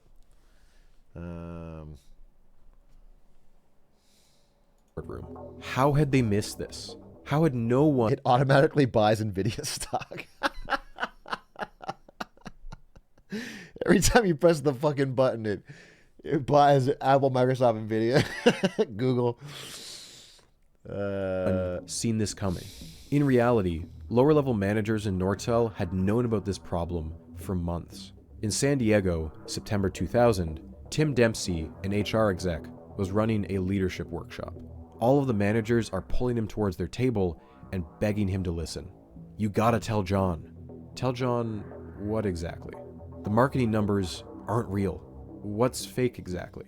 Peel the layers and you'll see that the assumptions are that end users will buy networks from each of our customers. End users only need one network each. All the numbers are inflated. Yikes. These warnings never made it to John. Yikes. Instead, they were suffocated by the rigid bureaucracy of the management hierarchy. John Roth had surrounded himself and stuffed the board with yes men. While he was busy telling investors what they wanted to hear, his own executives were doing the same to him. Dave House, the former CEO of Bay Networks, only... That's 100% his fault. I mean, that comes from a culture of punishing people for telling you the truth and probably rewarding them for telling you false info. Well, it's not like he's fucking... It's happening to him. It's happening because of him. Only stuck around at Nortel for about a year before he left. But after just 6 weeks, he shared with Tim Dempsey his opinion on the rot that infected Nortel. I have never seen a bigger group of liars in my life. I'm astounded that you don't tell each other the truth. There's a culture here to lie to each other, to protect your turf, to protect your ego, to protect your business, to protect your customer relationships. To protect what? I don't know. But you don't tell each other the truth. In this moment, Frank Dunn doesn't understand all this. He just knows he has to make a phone call. John Roth is not in the building. He's not even on the same continent. John Roth would later describe his shock at the news as comparable to when he first heard about the attack on the World Trade Center later that year. A press release was being drafted, and it would go public in a little over a week. On February 8th, Nortel's CTO, William Haw, abruptly leaves, cashing in his stock options, although mostly at a loss. He sees the writing on the wall. Soon, Don Smith, president of Optical Internet Solutions, also leaves. Nortel won't publicly mention these departures until a week later. Yikes. On February 15th, it seems like just another trading day on Wall Street. The regular trading day ends without incident at 4 p.m.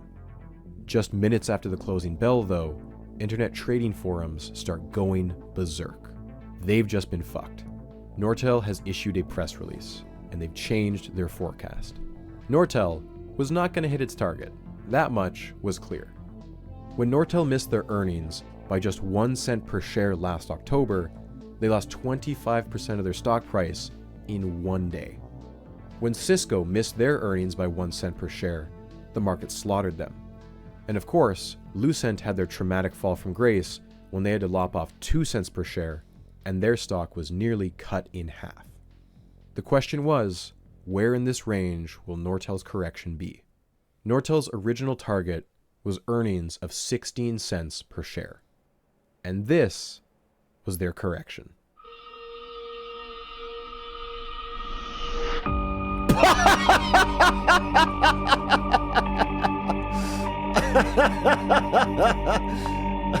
So they're losing -4%. They didn't just underperform. Their projected gain had turned into a projected loss. That's so funny. The next day, so many Nortel shares are dumped that it crashes the Toronto Stock Exchange several times. Nortel is cut by 33%. $44 billion is just smaller than I gone. thought, but I assume it was because The they... Financial Times summed it up in just one sentence. It's a wonder FT! there's any red ink left in Canada.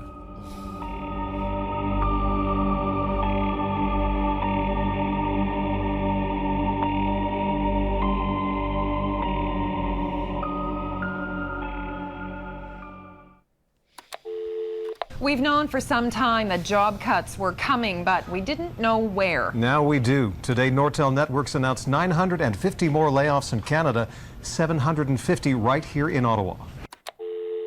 Robert, more than half of Canada's 24,000 Nortel employees work here in the capital region. And tonight, most of them are in the dark. At first, it starts slow. Last November had small layoffs. Employees assumed it was just routine, the bottom 5% being cut loose. Nothing out of the ordinary. It was only fair. Now, though, rating systems began to emerge. Everyone had to be ranked on a scale of 1 to 5, but there was no minimum threshold you could meet. It's like the greatest way to make employees hate each other, turn on each other, backstab each other, destroy morale, pit teams against each other. No level of productivity that could save you. Someone had to be a number one. Someone always had to be at the bottom. And then the paranoia sets in. You don't want to be a number one. You need to set yourself apart. Maybe you're the laser guy around the office. That's your thing. Before, you probably would have taught the new guy the basics, get him up to speed. It would make your job easier. But now, that would just make you replaceable, disposable. That's your thing. You need that to be your thing, because hoarding knowledge is the only thing that's going to save you from being a number one. Initially, Nortel had begun announcing layoffs based on location, but soon, that stopped. Instead of knowing up front, you simply had to wait and see. One man had packed up his things and moved from Vancouver to Ottawa for a job offer, only to find out it had been rescinded by the time he got there. Before the bubble, Nortel had several divisions like Extreme Voice, Extreme Data. If your group had Extreme in the name, it was almost guaranteed you were gone. That sucks. Nortel was riddled with bloat. The acquisition spree had been made hastily and without any concern for overlapping product lines. You might have 2 or even 3 competing teams whose products overlapped, and only one would ever make it to market.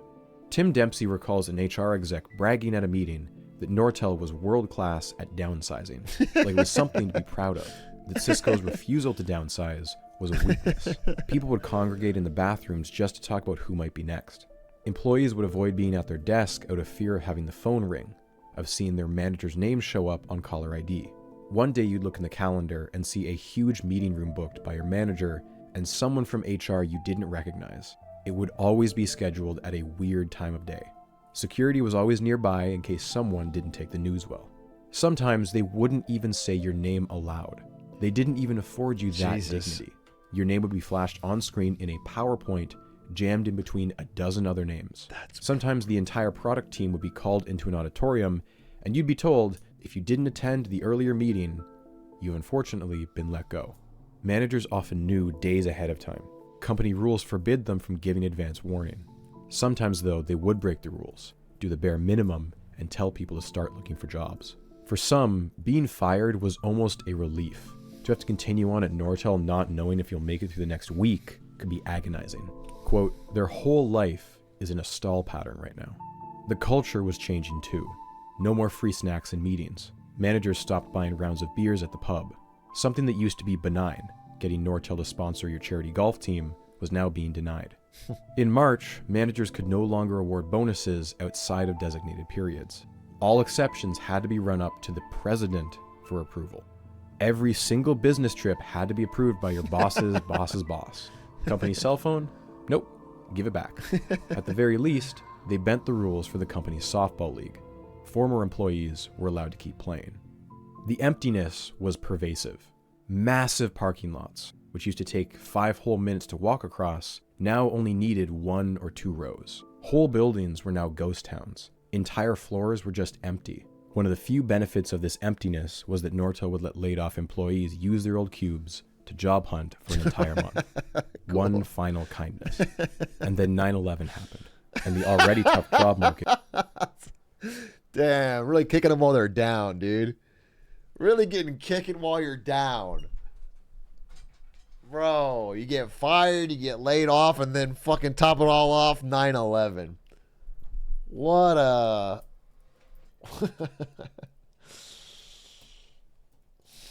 Get dried up even more.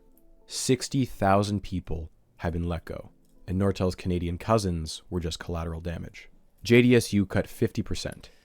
Very inconsiderate of Osama bin Laden, yeah, not to at least wait until they're back on their feet. 15,000 jobs, and was moving its headquarters to San Jose. Newbridge had been bought out by French company Alcatel. Bookham's CEO said that Nortel very nearly killed them. Corel, which had taken on Microsoft in the software space, had been pummeled into submission. The dream of Silicon Valley North felt like it was over. Nortel is ubiquitous here. You could throw a stone into almost any office and you'd likely hit someone who used to work there. But there's almost a missing decade. This is something I've observed firsthand in my working life. You have my parents' generation, still working in tech after surviving round after round of layoffs. And then you'll see plenty of people my age, new grads, interns, people still in school. Where did the middle go? Where are the youngest Gen Xers and the oldest millennials? A Statistics Canada study found many years later that of the high-tech workers laid off in this period, 4 out of 5 of them did not go back into tech. 2 in 5 of them left the city altogether. Those who were laid off went in every direction. Some took a year off and spent time with family. Others immediately went back to search for jobs in an increasingly dire market. Those willing to gamble even more went out and founded startups on the back of napkins while they commiserated at a local pub. Others completely changed career paths. Some became photographers, contractors, farmers. Others opened up cafes. Brian Beattie was laid off from Nortel and later became a bus driver. He said that even carrying around up to 72 children wasn't nearly as stressful as working at Nortel was. Others, like Roxanne McLaren, had to have difficult conversations with their children. They wouldn't be able to send them to college that year. When the layoff started, Roxanne said it was like a day full of deaths. Neither of my parents worked for Nortel, but they had plenty of friends who did. My dad worked with people close to retirement who had to completely reschedule their life after losing much of it on the stock market. Hundreds of thousands of dollars gone in an instant. My family was very lucky. Making ends meet was not something I ever had to consider as a kid. Although my mom got laid off twice, my dad kept his job. I was too young to realize what had happened at the time when my mom was laid off for a second time, but I was just happy that now she could pick us up after school. 2001 to 2003 had been brutal. It had been agonizing, but it was not the end. Nortel, despite everything, had come out the other side. Canada's industrial titan was only bruised, not broken. It just needed a good captain to get it back on course. Okay. That was the question on everyone's mind. Who is going to replace John Roth?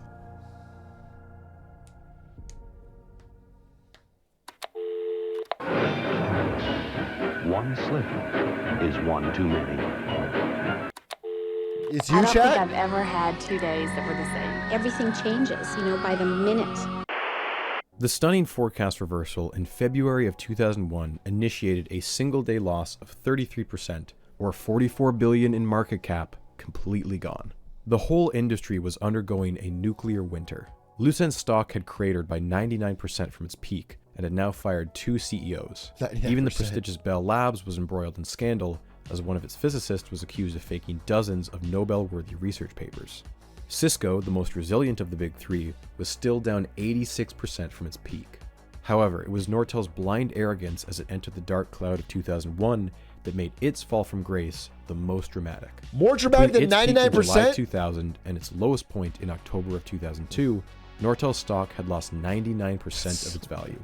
$400 billion in market cap, just gone, losing it the title of Canada's most valuable company. It was now worth less than it was at the start of the 80s, and in late 2002, the Toronto Stock Exchange would replace the TSE 300 index with one that was far less exploitable. Its place in the Canadian economy would never be the same. 2 months after his disastrous forecast, John Roth announced his retirement, or more accurately, the announcement of the future announcement of his retirement. Although you might assume the board was forcing him out, it was actually the opposite. John had always planned on leaving in 2001. He said as much when he interviewed for the job. He wanted out before age 60. John Roth, despite everything, was still somehow viewed as the most competent person to fix this mess. The board desperately needed him to stay on because the truth is, the line of succession was in chaos. Reportedly, John had taken his hands off the wheel sometime in summer 2000 to give his handpicked successor some practice. COO Clarence Chandran. Nortel had nearly lost Clarence in '96 when a local rival had tried to poach him for their CEO role. Nortel learned of this and went into panic mode, promising Clarence a guaranteed fast track to CEO right after John Roth left, and he had been the heir apparent ever since. But now Clarence was leaving too. Years ago, he had suffered a stab wound during an attempted robbery. Although he had taken time off to heal, the old wound was flaring up again, and it was making his job impossible. That's crazy. When Roth learned that his protege wouldn't be able to replace him, he was furious. Getting to sit in the CEO chair at Nortel may have seemed like a dream job in January, but by April, it was a death sentence. Reading outside speculation from the time is fascinating. Yeah, not very fun to be CEO after the crash. Pretty much everyone fucking hates you. All the investors hate you. All the employees fucking hate you. The press hates you. Yeah, you just want to get the fuck out. All of it was completely off base. The Ottawa Citizen had a list of 6 possible successors, both inside and outside Nortel. But Nortel's board picked someone so out of left field, he didn't even make it into a top 6 consideration. Frank Dunn didn't want to be CEO. He didn't want the spotlight. Frank did the finance Roth guy? had risen through the ranks of Nortel together. They joined around the same time. Both of them attended. He was the CFO during the fraudulent announcements? Let's hire him so we can get even more fraudulent numbers. That's probably the last person I would fucking... That guy was derelict of duty. That guy did the fucking... McGill, basically criminal. He'd been Roth's CFO during the boom years. But he was hardly an inspiring choice. Even Red Wilson, the chairman of the board who picked him for the job, said that, quote, "The time for visionaries is over." Industry analysts were even harsher on him. He's not an engineer, and he's not a mastermind of strategy. He's in there to stop the hemorrhaging and make sure the company stays alive to fight another day. When you have a prolonged drought, you want the Neanderthal accountants running the thing, and that's who you've got. His assessment was not wrong. Calling him a Nortel's Neanderthal books accountant were is a very mess. funny. With their cash flow decimated in 2001, their strategy of ignoring goodwill no longer fooled investors. It was estimated that nearly 1/3 of their acquisitions were complete write-offs. Some they sold off for rock-bottom prices, but almost $12.4 billion had gone right down the drain. On top of that, it owed around $5 billion in severance, and it had sold off 20,000 square feet of real estate. It had to cancel thousands of customer contracts and was now embroiled in dozens of class action lawsuits.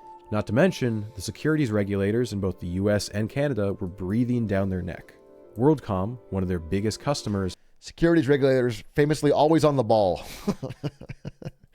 They're always right there to clean the mess up after. They're always there to fucking investigate after everyone's already lost all their fucking money. Yeah, they're great janitors. Not so good as detectives. Great janitors, though. Had just gone bankrupt due to a fraud scandal. And Frank had a mini crisis unfold just months into his new job. His CFO, Terry Hungle, had been caught illegally transferring funds out of his company 401k right before Nortel announced 5,000 layoffs, and the stock dropped 16%. Insider trading.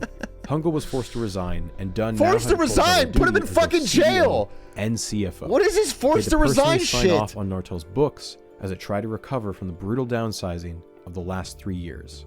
Frank seemed almost set up to fail. And yet, by the end of 2002, he had secured several high-profile deals. Look at him go. $1 billion with Verizon. Despite the deep job losses, Nortel's technical foundation was strong. It was still considered a world leader in optical networks, and its iconic Meridian line of telephone switches remained the world's best seller, with around 43 million in use. Nortel eventually regained the title of Canada's most valuable company, with a market cap of a meager but still impressive 50 billion. And early in 2003, the magic happened. Nortel. That's Canada's most valuable company? 50B, dude? Most valuable company's worth what Elon Musk bought Twitter for? He punted that money. Posted its first profitable quarter since 1997. Despite all those who doubted him, saying that he was nothing more than a Neanderthal accountant, he had brought Nortel back into the green. It's hard to look at this new peak as a recovery when your past history has distorted your sense of scale so much. But this is a win. It's pretty good. Back on their In February previous growth 2004, trend. Chairman Red Wilson will leave a drawing on Frank's desk thanking him for saving the company. And 2 months after that, Red Wilson would fire Frank. The details of what exactly happened would remain murky for years. In October of 2003, Nortel announced it would have... I literally did it! I was joking! They literally brought in the fucking shady finance guy to do more shady finance!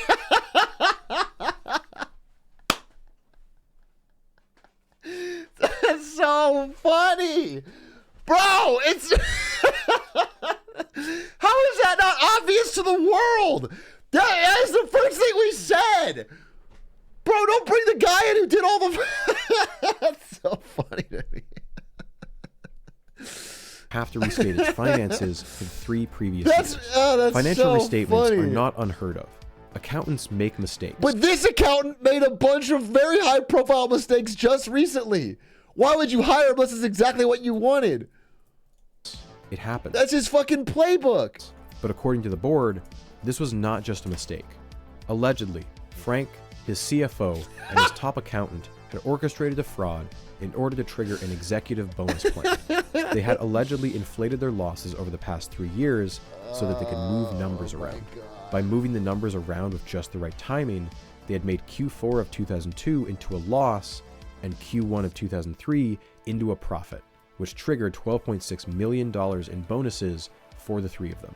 The board acted swiftly, firing all 3 men. Don't just fire them! Put them in jail! People are putting their retirement savings into these companies. Why they can't just get fired, bro? They didn't expect to stay on. Oh, that's crazy. As you can imagine, this shattered customer faith in Nortel. Yeah, of course. The stock price began to slide immediately, and the miraculous recovery was just a flash in the pan. The 3 men had become pariahs in the media, a lightning rod for the anger of laid-off employees and pissed-off investors. They'd remain in the media for years as rumors of an impending criminal investigation loomed. The board, meanwhile, was desperate to restore customer trust and hate. What the fuck is going on? This is so crazy. Put them in jail. Dude, I'm hearing rumors. Dude. I saw you rob that bank. I'm hearing rumors they might come for you. I'm hearing rumors, bro. I saw you when you walked out with all that cash. You held him up at gunpoint. The word on the street is you might be in trouble for that. Hastily named a new CEO. They decided to name one of their own for the top job, but they didn't have a whole wealth of options. Ever since John Roth had left the board, they had been lacking anyone with telecom experience. He had maintained an iron grip on the board for years, and without him, they were lost in the sauce. They had diplomats, former politicians, lawyers, bankers, execs from aerospace and big pharma. All the right people but you no want. Telecom. At a The telecom eventual company? choice, and I'm not kidding here, was former member of the U.S. Joint Chiefs, retired Admiral Bill Owens. Who? Yeah. Who? I don't know how this keeps happening, but this is not the first time I've covered a topic where a retired U.S. Admiral is brought in to save a failing multi-billion. Bravo. Salute. Okay? I think all companies not in America should bring in former U.S. military to run their companies. They're the best. They're the brightest. They are sending their best. Okay? They get it. One thing about the U.S. military is we don't waste money. If you want to penny pinch, if you want to be smart with your budget, get someone from the U.S. military because we know how to stretch a dollar. Okay? Billion-dollar enterprise. I know that I've built up a metaphor here about massive seafaring vessels, but even this is a little too on the nose for me. The logic at the time was that he could leverage his connections in Washington to reel in some big contracts for Nortel, a plan that never truly paid off. Most really? of his short Surprise. 18 months as CEO were spent making a big song and dance about how Nortel was instituting new ethics guidelines and forcing executives to pay back any bonuses they had earned in the previous years. Despite all that, he still served as a sponge for angry shareholders to yell at, while the board looked for a more permanent CEO. The rest of the C-suite was a meat grinder, a revolving door of talent that often stuck around for only months at a time. Nortel hired on two separate men named Gary, both of whom came from Cisco to serve as president and CTO. They stayed around for just 3 months. 3 months. Their shockingly abrupt departure came after Bill Owens shot down their plan for a deal with Nokia, a deal that would allow them to compete in Cisco's territory. Things came to a tense climax when Gary D suggested during a board meeting that Bill Owens and his CFO be fired. Gary D was fired instead, and Gary K joined him in protest. Goodbye, The Garys Garys. were outspoken about just how rough Nortel's prospects were. Nortel is an industry laggard, and it doesn't seem to know it. Nortel needed 50 employees to do what Cisco could do with 5. But more dangerously, Nortel was spread out far too broadly. The Garys said that Nortel was either first or second place in a handful of sectors. The problem was that they were competing in nearly 30. Owens was replaced in late 2005 by Mike Zafirovsky, also known as Mike Z, or Mike Zed as we say it up here. Mike Zed. He seemed much more suited for the role, coming from Motorola. The board must have seen a lot in him, as almost immediately, Motorola sued them for $12 million because Mike had broken his non-compete clause. Mike Zed was a certified Love a Six good Sigma non-compete. black belt, a business guru type who was once a protege of Jack Welch, the famous CEO of General Electric and author of the book Winning. From employees I spoke to, there was a general sense that Mike Zed was trying to run Nortel like an appliance company. He stuffed the board with his old General Electric buddies and had a philosophy of record and measure everything and then do it faster. Turnaround times were cut down to the bone. You'd have 2 days to fix any given problem, regardless of complexity. Engineers would often derisively say, "We don't make toasters." The whole culture had deteriorated. Your competition was no longer your equivalent at Cisco or Lucent. Now it was the person sitting in the cubicle next to you. Paranoia was rampant. Customer-facing employees were beloved by customers, but those same employees would badmouth their managers or other departments. It's hard to blame them. You would become jaded too after 12 rounds of layoffs. 12 rounds. The old Nortel was known for telling customers what they needed, predicting the market 10 years ahead of time. But now it was the customers telling Nortel, build us exactly what we want, or we'll find someone else. And while Nortel was missing out on lucrative contracts, board meetings were derailed by problems with Nortel's accounting. Even after firing Frank Dunn, Nortel had restated their finances 3 times in 3 years, and each time their stock price crumbled. Mistakes happen, but not this frequently, and not on this scale. Mike Zed estimated around $400 million had been spent just on $400 million on auditors? In 2006, Nortel had to settle 2 class action lawsuits for $2.5 Oh, you don't have the money. billion. Nortel had spent most of the 2000s shrinking. It was no longer the massive ship it was at the height of the dot-com boom. Every wave in the larger economy risked swamping it. The safest strategy would be to pair up. That's what the rest of the industry had done. Lucent had... I mean, it's 2005, though, so thankfully, smooth sailing for years to come. The economy is hot, and there will be no worries. Had merged with Alcatel. Nokia had bought out Siemens. And Cisco was back to gobbling down startups. Nortel was willing to buy, it was willing to partner up. Hell, it would even sell its own assets for a bit of fast cash. But Nortel was a toxic commodity, the odd one out of the dance, and its time was up. In September 2008, Lehman Brothers files for bankruptcy, signaling the beginning of what will become the biggest economic crash since the Great Depression. Canada too slides into a recession. With millions losing their jobs, their houses, the demand for telecom equipment drops off a cliff. On January 15th, 2009... That's crazy. I don't care if I don't have fucking $10 to my name. I'll sell my house, I'll sell my car, I'll sell my dog. But I will obviously keep buying telecom equipment. That's one... No matter how bad a recession gets, I'll never stop buying telecom equipment. I can't believe Canada backed out. That's fucking crazy. Said calls a board meeting. Nortel has an upcoming interest payment on its debts. The interest payment is just $107 million. Not that much, considering they had $2.5 billion in cash. Paying it should be no problem. Except most of that cash isn't on hand.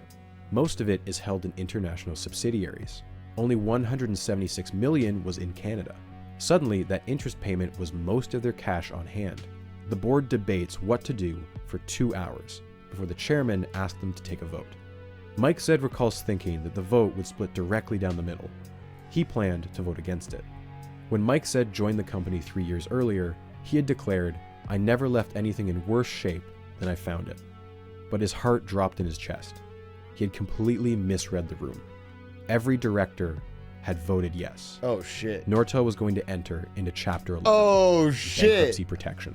They would survive the global recession by making cuts, selling assets, becoming more efficient, bankrupt. Focused. That was the plan. A plan signed off on by plenty of generously paid external consultants. One of those consultants, Terry Savage, had this to say: "We've never seen a company as well prepared for Chapter 11. His assessment would turn out to be..." It's like telling your grandpa, "I've never seen anyone more prepared for their funeral." That's not a compliment at all, bro. What the fuck? To be comically wrong. The day after they announced Chapter 11, Nortel stock fell by 79%. Of course. Nortel would be gone by the end of the year. Well, Steve, company officials are already quoted as saying that Chapter 11 bankruptcy is not the end of Nortel, but rather the beginning of a new Nortel. Sound like a dream come true? Well, it's reality. And it can help your business. In hindsight, the decision to go into Chapter 11 is baffling no matter how you spin it. Unlike filing for Chapter 7, where you basically give up and liquidate all your assets, Chapter 11 is more like going into rehab. Your debt payments are halted, and any disputes are now under the jurisdiction of bankruptcy court. Things are bad, but you have a chance to sell off your assets, restructure, and get your shit together. Plenty of companies have gone into Chapter 11 and come out the other side just fine, including well-known names like General Motors, Marvel, and Six Flags. The issue with this strategy was that, unlike these other companies, Nortel had an image problem. Nortel's credit rating had already been an abysmal CCC, and Chapter 11 had tanked it all the way down to D. Their biggest customers, like Bell Canada and Verizon, were already wary of Nortel's finance scandals.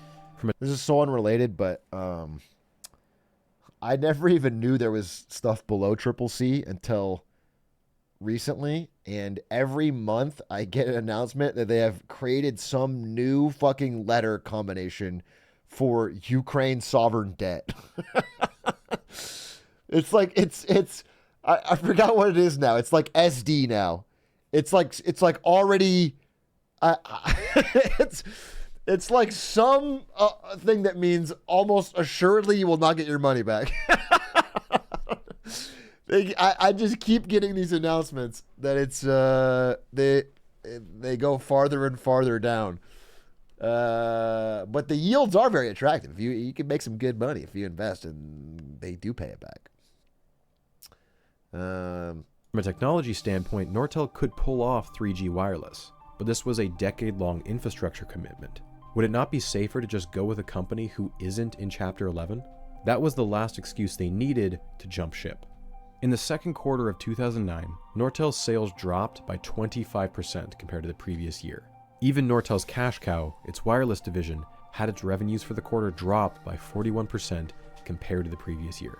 The announcement took many people by complete surprise. My uncle worked for Nortel at the time, and he heard the news from a customer at a conference. It's clear looking back at the time that many expected Nortel to pull through. The disconnect is jarring. You'd be reading the newspaper and see ads for a local cancer charity sponsored by Nortel, directly across from an article talking about just how badly the restructuring was going. Meanwhile, Nortel has been trying to sell off its various divisions, but there hasn't been a single bid. Mike Zed is on the phone. Yeah, I mean, a bad time to sell divisions is during a global recession. I gotta be honest. Personally calling dozens of potential buyers, but no one is biting. He realizes with a sinking feeling what's happening. They're waiting for the prices to drop even further. By April, the board realizes that they completely miscalculated. There will be no emerging from Chapter 11. Without a bailout, Nortel is going to be hacked into pieces and sold off for scraps. Now, Nortel's board had plenty of connections in politics. This included former Deputy PM John Manley. However, the government was no longer the familiar Liberal dynasty. After 13 long years, the fallout of scandal after scandal continued to drag down Paul Martin, and he was eventually ousted in 2006 by a newly unified Conservative Party. In power in Ottawa was a new party, with which Nortel had fewer connections. It was uncharted waters. It would come out in the news that late last year, Mike Zed had gone to the Conservatives and asked for a bailout. $1 billion. The Conservatives, although certainly pals of the private sector, found the request laughable. Mike Zed tried to counter-offer with $750 million, but again, he was turned down. So funny. All right, I'll accept $750 million for free. You know what? Twist my arm, why don't you? But I'll accept you taking taxpayers' money and giving me $750 million for my poorly run bankrupt company. It's not a counteroffer. The rumors from this time seem to point to the government's lack of faith in Nortel's executives, that Nortel was a toxic commodity in the eyes of the public. They lacked a clear business plan, and bailing out a company with an ongoing fraud investigation was not worth the bad optics. Government inaction towards Nortel did not fly under the radar. Industry Minister and the Prime Minister, in a bid to maintain the company as a going concern. He was turned down flat, and the company is now in bankruptcy protection, waiting to be dismantled. Thousands of trained, skilled workers have lost their jobs, their severance, and they're going to lose big on their pensions. Why are the Conservatives intent on making Nortel the Arrow of the 21st century? The Honourable Minister of Industry. Speaker, quite apart from that inflated rhetoric, I can tell this House that I did indeed meet with the CEO of Nortel at the beginning of my mandate as Industry Minister. He presented a go-forward business plan, which in my estimation did not meet the criteria of being commercially viable. Evidently, the board of Nortel came to the same agreement because they rejected that business plan as well. Look, I'll be honest. I'm not a big fan of government bailouts for private corporations. Yeah, and even me among either. the Nortel employees I spoke to, opinion was split. But many of them did highlight a double standard. It wasn't that the Conservatives were philosophically opposed to a government bailout. They, along with the Ontario Liberals, had shelled out $13.7 billion to both General Motors and Chrysler, literal U.S. branch plants.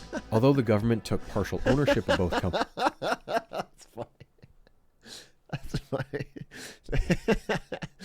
They took the Canadian taxpayer money and gave it to the American branches, the Canadian branches of American companies. That's thank you, Canada. We needed that. Thank you. That's nice.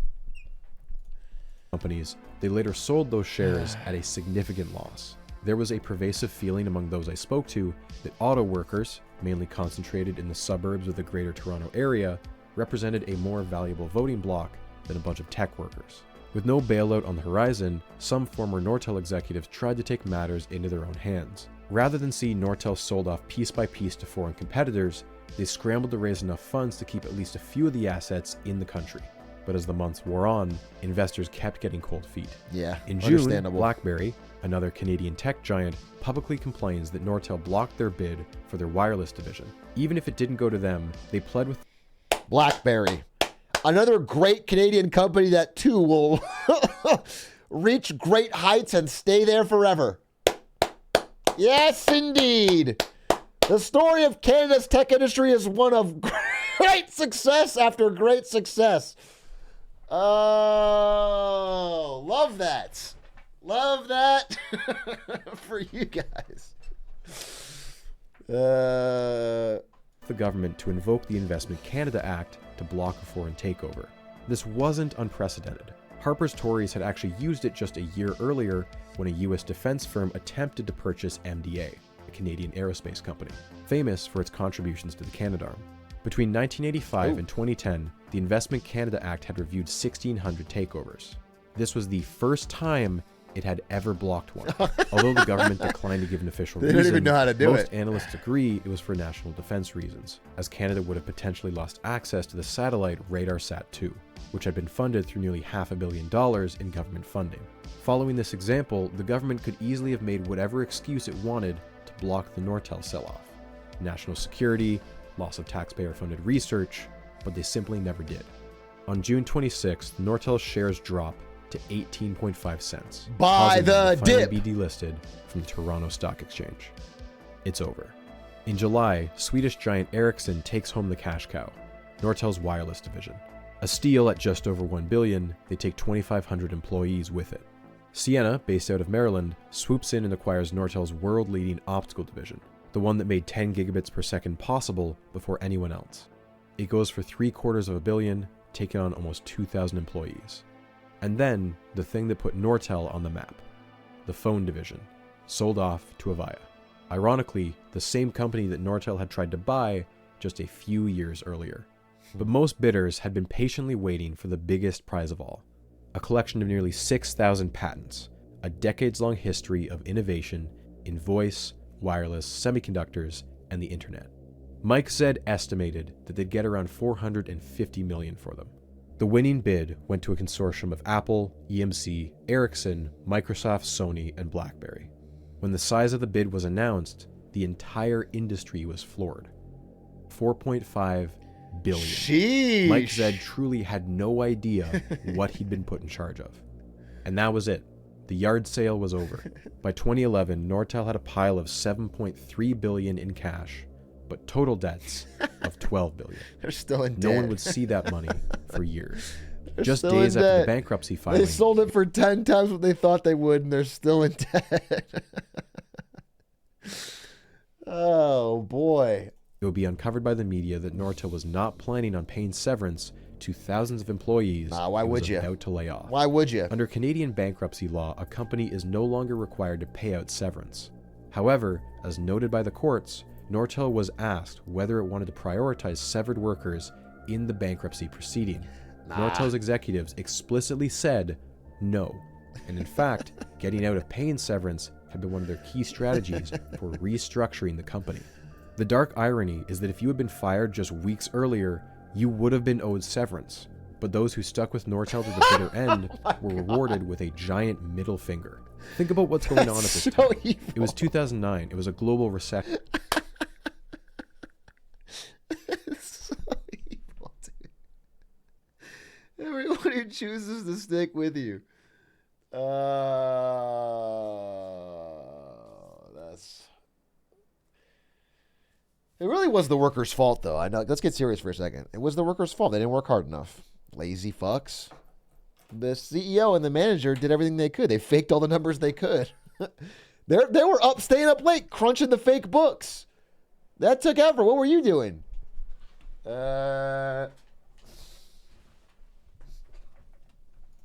recession. These people weren't going to land on their feet because no one was hiring. And these were just the people at the prime of their careers.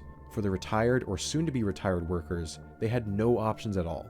It was revealed that Nortel had been severely underfunding its pension plan why would for you pretty fund much the it last that decade you promised to do? by almost 30%. Just so we're on the same page here, a pension is made up of deferred wages. It is not a bonus, it is not an insurance plan. People often stay in the same job for decades because they've planned their retirement around their company's pension plan. They took a pay cut in the present so they would have a sustainable income once they're too old to work. If your pension is underfunded, you've lost years of your working life that you can't get back. The average age of a Nortel pensioner was 73, and the average annual payout was just 17,000 Canadian. These were not luxurious nest eggs by any means, certainly not when compared to the golden parachutes that Nortel's executives were raking in. Right after they fired 3,200 people, they immediately turned around and began to offer $45 million in bonuses in order to retain what they called key talent, 980 employees, or just 5% of its workforce. And the bonuses just kept coming, round after round. All in all, nearly $190 million in executive bonuses were paid out post-bankruptcy. Underfunded pension plans are certainly not unique to Nortel, but the cruelty here is the executives saying, sorry, our hands are tied. Take it up with the courts. All the while, they're patting themselves on the back with the same pile of money that those pensioners are desperately trying to save. Both Mike Zed and John Roth would later file claims to Nortel's assets, $12 million for Mike, and for John Roth, this is not a typo, $1 billion in the event he got sued. Unlike the US or the UK, which have nationally backed pension guarantees, Canada has no such thing. The feds and the provinces played the blame game for over a year, with the feds saying, hey, it's not our jurisdiction, and the provinces saying, we got no money. Only Ontario stepped up, but that was after a full year of inaction and only after a by-election was called for the Ottawa riding where thousands of Nortel pensioners lived. There was a consistent feeling among the employees that they had been abandoned by their governments, that they were only deserving of help if they represented a useful voting demographic. Thousands showed up at protests held outside Parliament. Among those protesters were 400 who had also lost their long-term disability benefits. On average, their income would drop from around $40,000 to just $16,000 per year, and they still had to pay for their medical bills. Quote, I'm sick, I'm tired, I'm exhausted. I can't take care of myself because I'm trying to save my life. I stand to live in my car if nothing's done. There's people in this group of 400 who have already committed suicide. There's people that have talked about it. People are desperate, and we need the government to go to bat for us. On June 18th, Mike Zed is dragged in front of the House Finance Committee for questioning. Jail Members him! from all parties grill him for over an hour, and he absolutely melts under the questions. You just stated in your opening comments that you stopped to pay severance, and it was just, how did you come to that conclusion? How did you just all of a sudden realize, well, maybe we should stop paying severance? I fully agree with that statement. Mr. Tay can confirm the very heated discussions we had what's possible. At times you want to do something that simply the circumstances do not allow. The facts of life, as painful as for me to in the current job market, it's a tight job market out there. Do you really believe it was necessary to offer large bonuses simply to retain the people you have, given this market? Because the rest of the market is clamoring to buy up these fucking Nortel executives. Who wouldn't want to hire a fucking... You just ran the company into the ground, bro. You don't need fucking bonuses. Nobody's trying to hire. No one needs to be... You know, they're not trying to keep you. There's nowhere for you to go. Yes. You do. Fine. Okay. But Nortel filed the motion in court to pay retention bonuses of $7.3 million simply to 8 key senior executives alone. The annual incentive plan is not a bonus per se. This is part of your compensation for job personally. How was it well done? On several occasions during your presentation, you talked about increasing the value to be available for all stakeholders. Correct. Do you consider the people in this room, your former employees, to be amongst those stakeholders? Oh, absolutely. It did not come clear. But right now, they're in the same position as a distressed bondholder on Wall Street, aren't they? They're relegated to the back of the pack. That's not really true. I don't make the comment on the first one. There's no one back of the line. You say that there's no back of the line, but I put it to you again, and I'll end where I started, that the people who are in back of you are in the back of the line because they don't get to ask for $45 million in bonuses. They don't get their severance. They're not getting anything, and they're watching their pensions be whittled away. It seemed for a brief moment that the government would step up and do its job. An NDP bill was put forward in 2010 that would amend Canada's bankruptcy laws. It would have prioritized pensioners in the event of a bankruptcy and guaranteed severance pay. The bill had... I mean, he might be like, we should fucking euthanize gay people. I don't know his social policies because obviously I watched the great grilling of the Boeing CEO by fucking Josh Hawley, who then tweets fucking Christians should run the world every fucking 5 minutes. So I have no idea where he fucking stands, but I like when a fucking politician comes prepared and understands at least a little bit of what they're talking about, understands like prioritization during a bankruptcy and like how they've been relegated to the back, and can talk about that so that the CEOs can't just fucking word salad their way out of answering a direct question. I just appreciate when a politician, it's so rare because most of them don't know what the fuck they're talking about. Support from all major parties and passed through an initial reading, but an election was held in 2011 which saw the Conservatives come back with a majority government. The bill died completely then and there. Over the next 12 years, both the Harper Conservatives and the Trudeau Liberals abandoned these issues entirely. It was only in 2022 that a new bill to address pensions gained any traction. It finally passed with unanimous support from all parties. But frankly, it's a band-aid on a bullet hole. When it takes effect, it will have been 18 years since Nortel went under. And since then, barely anyone in Canada still has a defined benefit pension. This bill was a cheap way to score political points that came far too late to meaningfully help anyone. Unlike American and UK pensioners who were backed up by their governments, Canadians had been left with only one option: fight it out in the courts.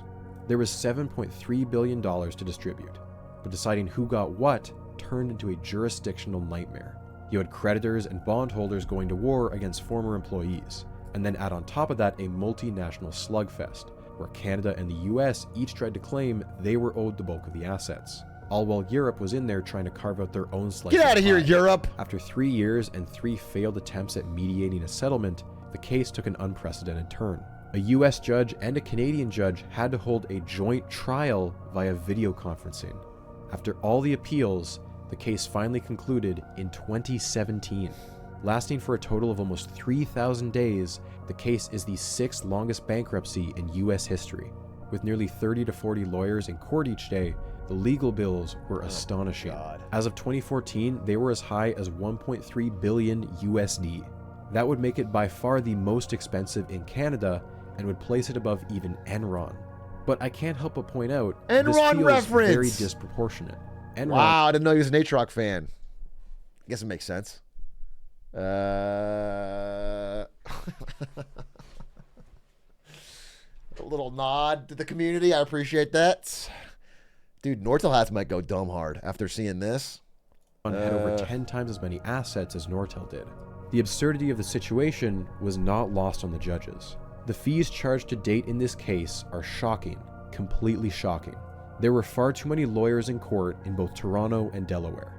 That situation breeds disrespect for the legal system in general, and particularly so in a case in which thousands of pensioners and disability claimants have had to wait far too long for this proceeding to end. Absolutely. And in the end, what did they get? The US creditors got 100% of what they asked for. USA. The UK creditors got 100%. EU. Canadian pensioners got 54%, bringing their pensions back up to just 85% full. More than any other company in Canada's history, Nortel had exposed just how many holes there were in Canada's social safety nets. Disrespected by their bosses, abandoned by their government, where could they turn to? If people wanted some sort of justice, even just symbolic, there was only one place left to turn: the fate of these three men. To our top story now, the slow decline of what was once one of this country's greatest success stories. Plagued with a fraud investigation. In what was the largest white-collar criminal trial ever to take place in this country. Although they were fired in 2004, the 3 executives on trial were only criminally tried Oh my God, in yes! 2008. They were Frank Dunn, CEO, Douglas Beatty, CFO, and Michael Goligly, controller, essentially the top accountant. On June 18, 2008, each was charged of 2 counts of fraud and brought to a courthouse just north of Toronto. The men had been brought there for a photo op. After posting bail, they would have to walk outside where they'd be photographed by the press. It was a calculated PR stunt. At the height of the financial crash, Canada needed to look like it was tough on white-collar crime. Even corporate execs aren't immune from a perp walk with the RCMP. And for many Canadians, Nortel was synonymous with fraud. Yeah. Ever since 2002, comparisons had been drawn between Nortel and Enron.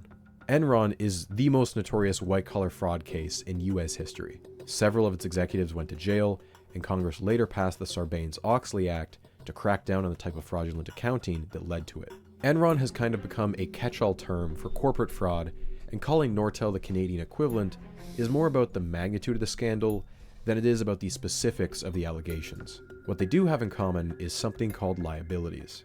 Liabilities are a type of debt. Sometimes a liability has a precise value, but long-term liabilities often need to be estimated. Take a lawsuit. If Nortel expects to settle a lawsuit, they won't know for how much until that date, so their accountants try and ballpark it. Let's say $5 million. But then the lawsuit settles for only $4 million. Nortel's books have overestimated by $1 million. Nortel can now recognize the $1 million difference as revenue, and their numbers for the year look better than initially predicted. But think of what Nortel was going through during this period. In just 1 year, it downsized 50,000 employees, sold off hundreds of buildings, and canceled thousands of customer contracts. Nortel's accountants had to estimate liabilities for severance pay, rent, lawsuits, all while the accountants themselves were being let go. Documentation went missing, paperwork wasn't filed correctly.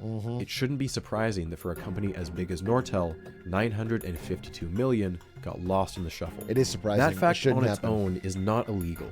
That is a mistake. As long as Nortel acknowledged that, recognized it in their financial statements, they would be fine.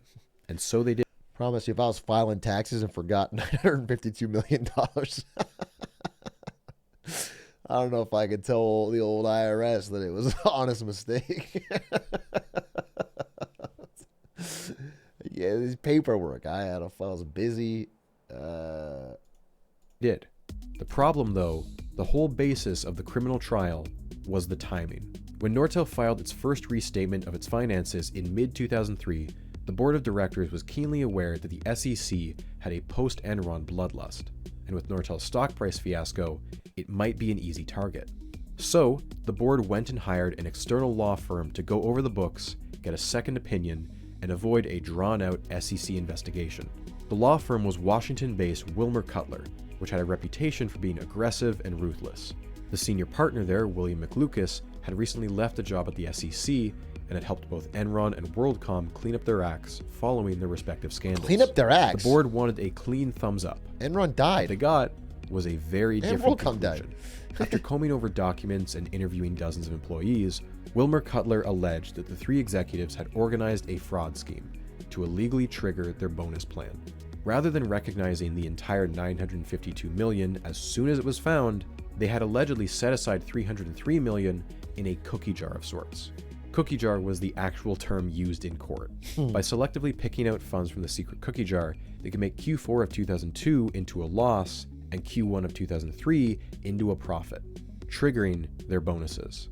This was the conclusion reached by Wilmer Cutler, or at least the conclusion they were working towards. But the board of directors wanted to get ahead of any scandal and preemptively fired the 3 execs with cause. Now, almost 8 years later, the Crown prosecutors would be trying to argue much the same case. The difference was that they had to prove it to a judge in an Ontario court, where the standard of proof was much higher. This is where things start to fall apart. Oh no. The first red flag was that the US declined to pursue a criminal case in 2008. Believe it or not, the US actually has a very solid track record when it comes to prosecuting financial fraud. If they take a case to trial, that's because they're certain they'll get a conviction. Yeah, if. On the other hand, the RCMP, Canada's Mounties, have a reputation for incompetence when it comes to investigating white-collar crime. Bre-X, a Canadian gold mining company, was implicated in faking gold deposits, and yet nearly 20 years after the fact, there had not been a single conviction. Who hasn't a faked a similar gold fraud deposit every scandal now and with then? the Royal Group also took over a decade to resolve, and similarly resulted in no convictions. Early on into their investigation, the RCMP... Canadians are too nice. That's the problem. They're too nice. They're too polite. When someone fucking robs you blind, you have to you're thanking them almost for, oh, sorry. Thanks for teaching me. That's all right, bud. Had been attempting to import all the relevant case documents into a searchable database, but they were running into technical issues. When they filed charges in 2008, they had only scanned in 200,000 documents out of a total of 4 million, and most of that 200,000 were provided to them by Wilmer Cutler, who by their own admission hadn't proven fraud, just heavily suspected it. The Crown's case was built almost entirely off of the scorched earth techniques of Wilmer Cutler. Employees had been told that if they refused to do interviews or discussed among themselves, they'd be fired, and they were not allowed to have lawyers present. As the trial dragged on for weeks, the Crown's case began to unravel. Their key witnesses that they called as smoking guns ended up saying that nothing was unusual about Nortel's books. Emails supposedly showed nefarious intent, but would later be proven to have been taken out of context. What's the context? Furthermore, all of Nortel's books have been they signed triggered off their by Deloitte, bonuses. one of the big four accounting firms, quite literally since the First World War, and not once did they identify any fraud. Even the nefarious 303, the cookie jar that was the core of the Crown's case, fell apart. The only source of the 303 number had been a junior finance employee, Sue Shaw, who came up with that number through several estimations. When asked about it in court, she said that they focused too much on that number when it hadn't been that concrete to begin with. No, Sue! As the trial wore on, the Crown fixated on just one critical movement of $80 million. The Crown alleged that Michael Goligly had intentionally moved that $80 million between quarters to turn a $40 million loss into a $40 million profit, thus triggering the bonuses. Simple math, right? But no. The bonus plan was based on a non-GAAP, custom type of internal accounting. With or without that $80 million, the executive bonuses would have been triggered regardless. The Crown had alleged a conspiracy. Well, that's good to know. It's good to know they would have got their money regardless for doing such a terrible job.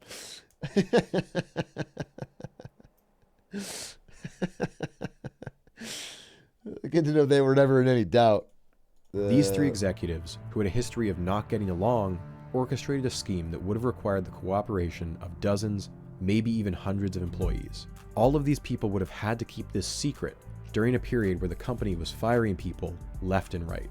And not one of those employees was willing to spill the beans? It just doesn't make sense. The more likely scenario, the one argued by the defense, was that Nortel had undergone a brutal restructuring, and while mistakes were made, they were made with honest intentions. Judge Morocco was unambiguous in his verdict. The Crown had not proven fraud beyond a reasonable doubt.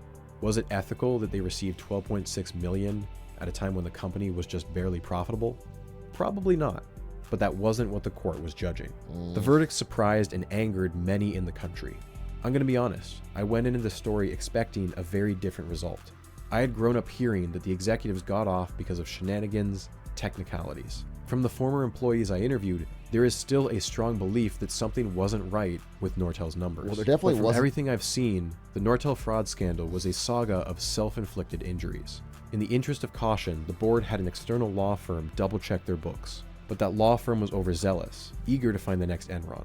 The board took their allegations at face value instead of asking for more evidence. Right at the moment when Nortel was restored to profitability and regained some customer trust, the board went nuclear and fired the CEO who had just stopped the bleeding. So from this point on, when Nortel restated its finances, people understandably associated it with more fraud. That was Nortel's brand, and that would be its legacy. Tragic. In 2013, the Department of National Defense had purchased Nortel's main Ottawa campus and were renovating it to be the new office for 8,000 staff members. However, contractors soon discovered that the campus was filled with electronic eavesdropping devices. What? They were no longer functional, and their age suggested that they'd been put there as far back as the year 2000. Nortel had been the target of industrial espionage. D&D never confirmed the origin of the devices, and they likely belonged to more than one source. But in the minds of the public, this news just reinforced a rumor that had been reported a year earlier. Brian Shields was a security advisor who worked for Nortel for around 20 years, and in 2012 he alleged that Nortel had been infiltrated by Chinese hackers for over a decade. He claims that he had detected an infiltration in the accounts of multiple executives, and that a variety of documents, including sales figures, customer presentations, and technical docs, have been downloaded into a location in China. Shields then goes on to argue that Huawei used stolen R&D to catch up to Nortel technologically and underbid them on contracts, which eventually starved Nortel out and led to the collapse. It's a compelling narrative, one that was quick to break out of Canadian media and into the American sphere as well. The problem is that it's a narrative that requires you to ignore over a decade of Nortel's own I wouldn't blame it for them. Shields is the only source ever named in these articles, and his reputation among former Nortel employees is mixed.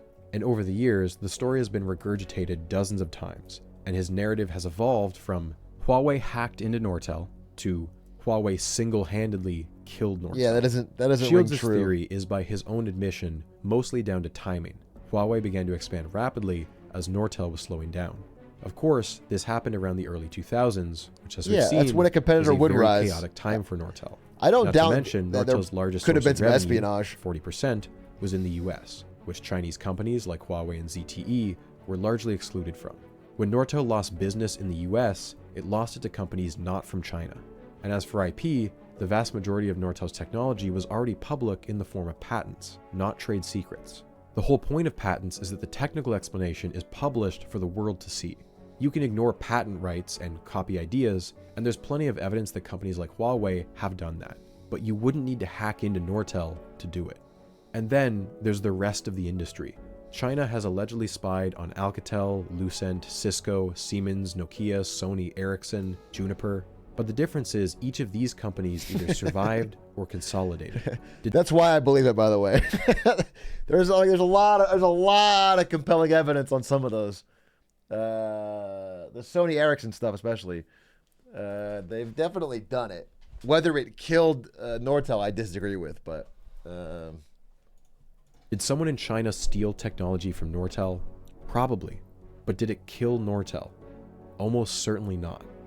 Canadians want someone to blame. They want a bad actor with nefarious goals to be the root cause of why Nortel went under. It's why it's still so hard for people to accept that these three men were found not guilty. People want to point to fraud, or they want to point to China, because it would mean someone broke the rules. That is what's so infuriating about the saga of Nortel. No one broke the rules. In an interview with the Ottawa Citizen, an anonymous Nortel executive tried their best to defend giving out bonuses after firing thousands of employees. The money we took home was based on legally binding agreements that everyone understood. Out of this whole ordeal, this is the part that really gets me. They're not satisfied with just their millions. They want to shake your hand, they want to tell you how sorry they are, but they also want you to hate the game, not the player.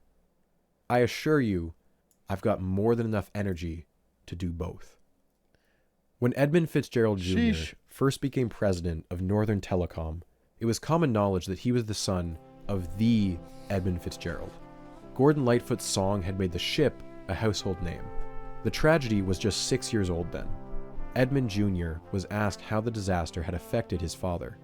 Quote, "Just the fact that it had his name on it, and it went down of 29 people, made it one of the most traumatic experiences of his life. His grandfather, uncles, and 5 of his brothers had been mariners. He would have known all too well what those 29 men went through." They were never able to recover any of the bodies. Most of what was recovered were small bits of debris. Decades later, though, they were able to recover one thing still intact: the ship's bell. Each year, it's rung 29 times, one for each casualty.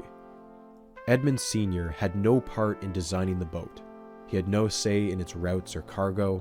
It simply bore his name as a thank you during his retirement. And yet, he really has not been connected with the real world since then. In 2009, following Nortel's bankruptcy, John Roth was interviewed by the Ottawa Citizen. Since leaving Nortel, he had spent years of his life at his Caledon Hills estate. He spent his years continuing his hobbies, repairing old cars, constructing model trains, traveling with his wife.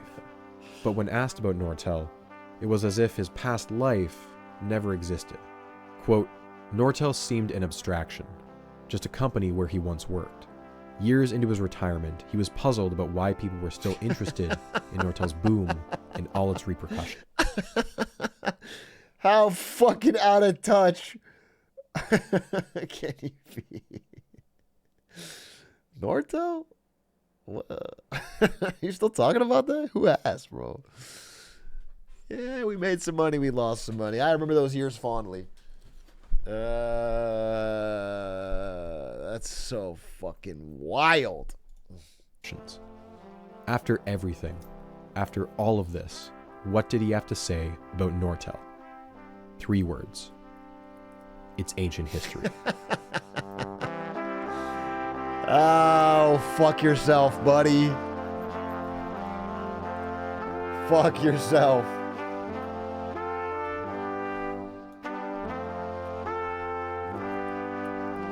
That was a fantastic documentary. It's one of the best YouTube videos I've ever seen. I appreciate... Want to catch my videos too? I wish some of you had recommended it earlier, but you guys never brought it up, so... I'm glad I was able to, through my own will and sharp, keen senses, find it. Really, really, really, really enjoyed it. That was an actually good video essay, which is so rare on YouTube. 2 parts. Fantastic. I'm going to end the stream there. I'm hosting a pool party tomorrow and will be late or possibly even not live tomorrow. Maybe I should be live. The pool party ends at 6. But I am hosting a pool party. By the way, I don't own a pool, if you're wondering. I'm not that richy rich. There's a really fucking sick app where you can rent rich people's pools in LA. It's so fire. It's actually shockingly cheap. You just can't go in the house, but you can go to the pool.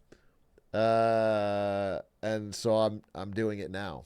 I don't know if it's LA only, but it's got like a lot of like nice pools. Why would rich people need to rent their pools? Well, I don't know. That's a great question. People have asked me that. I guess it's like easy passive income. Sometimes they're not even there.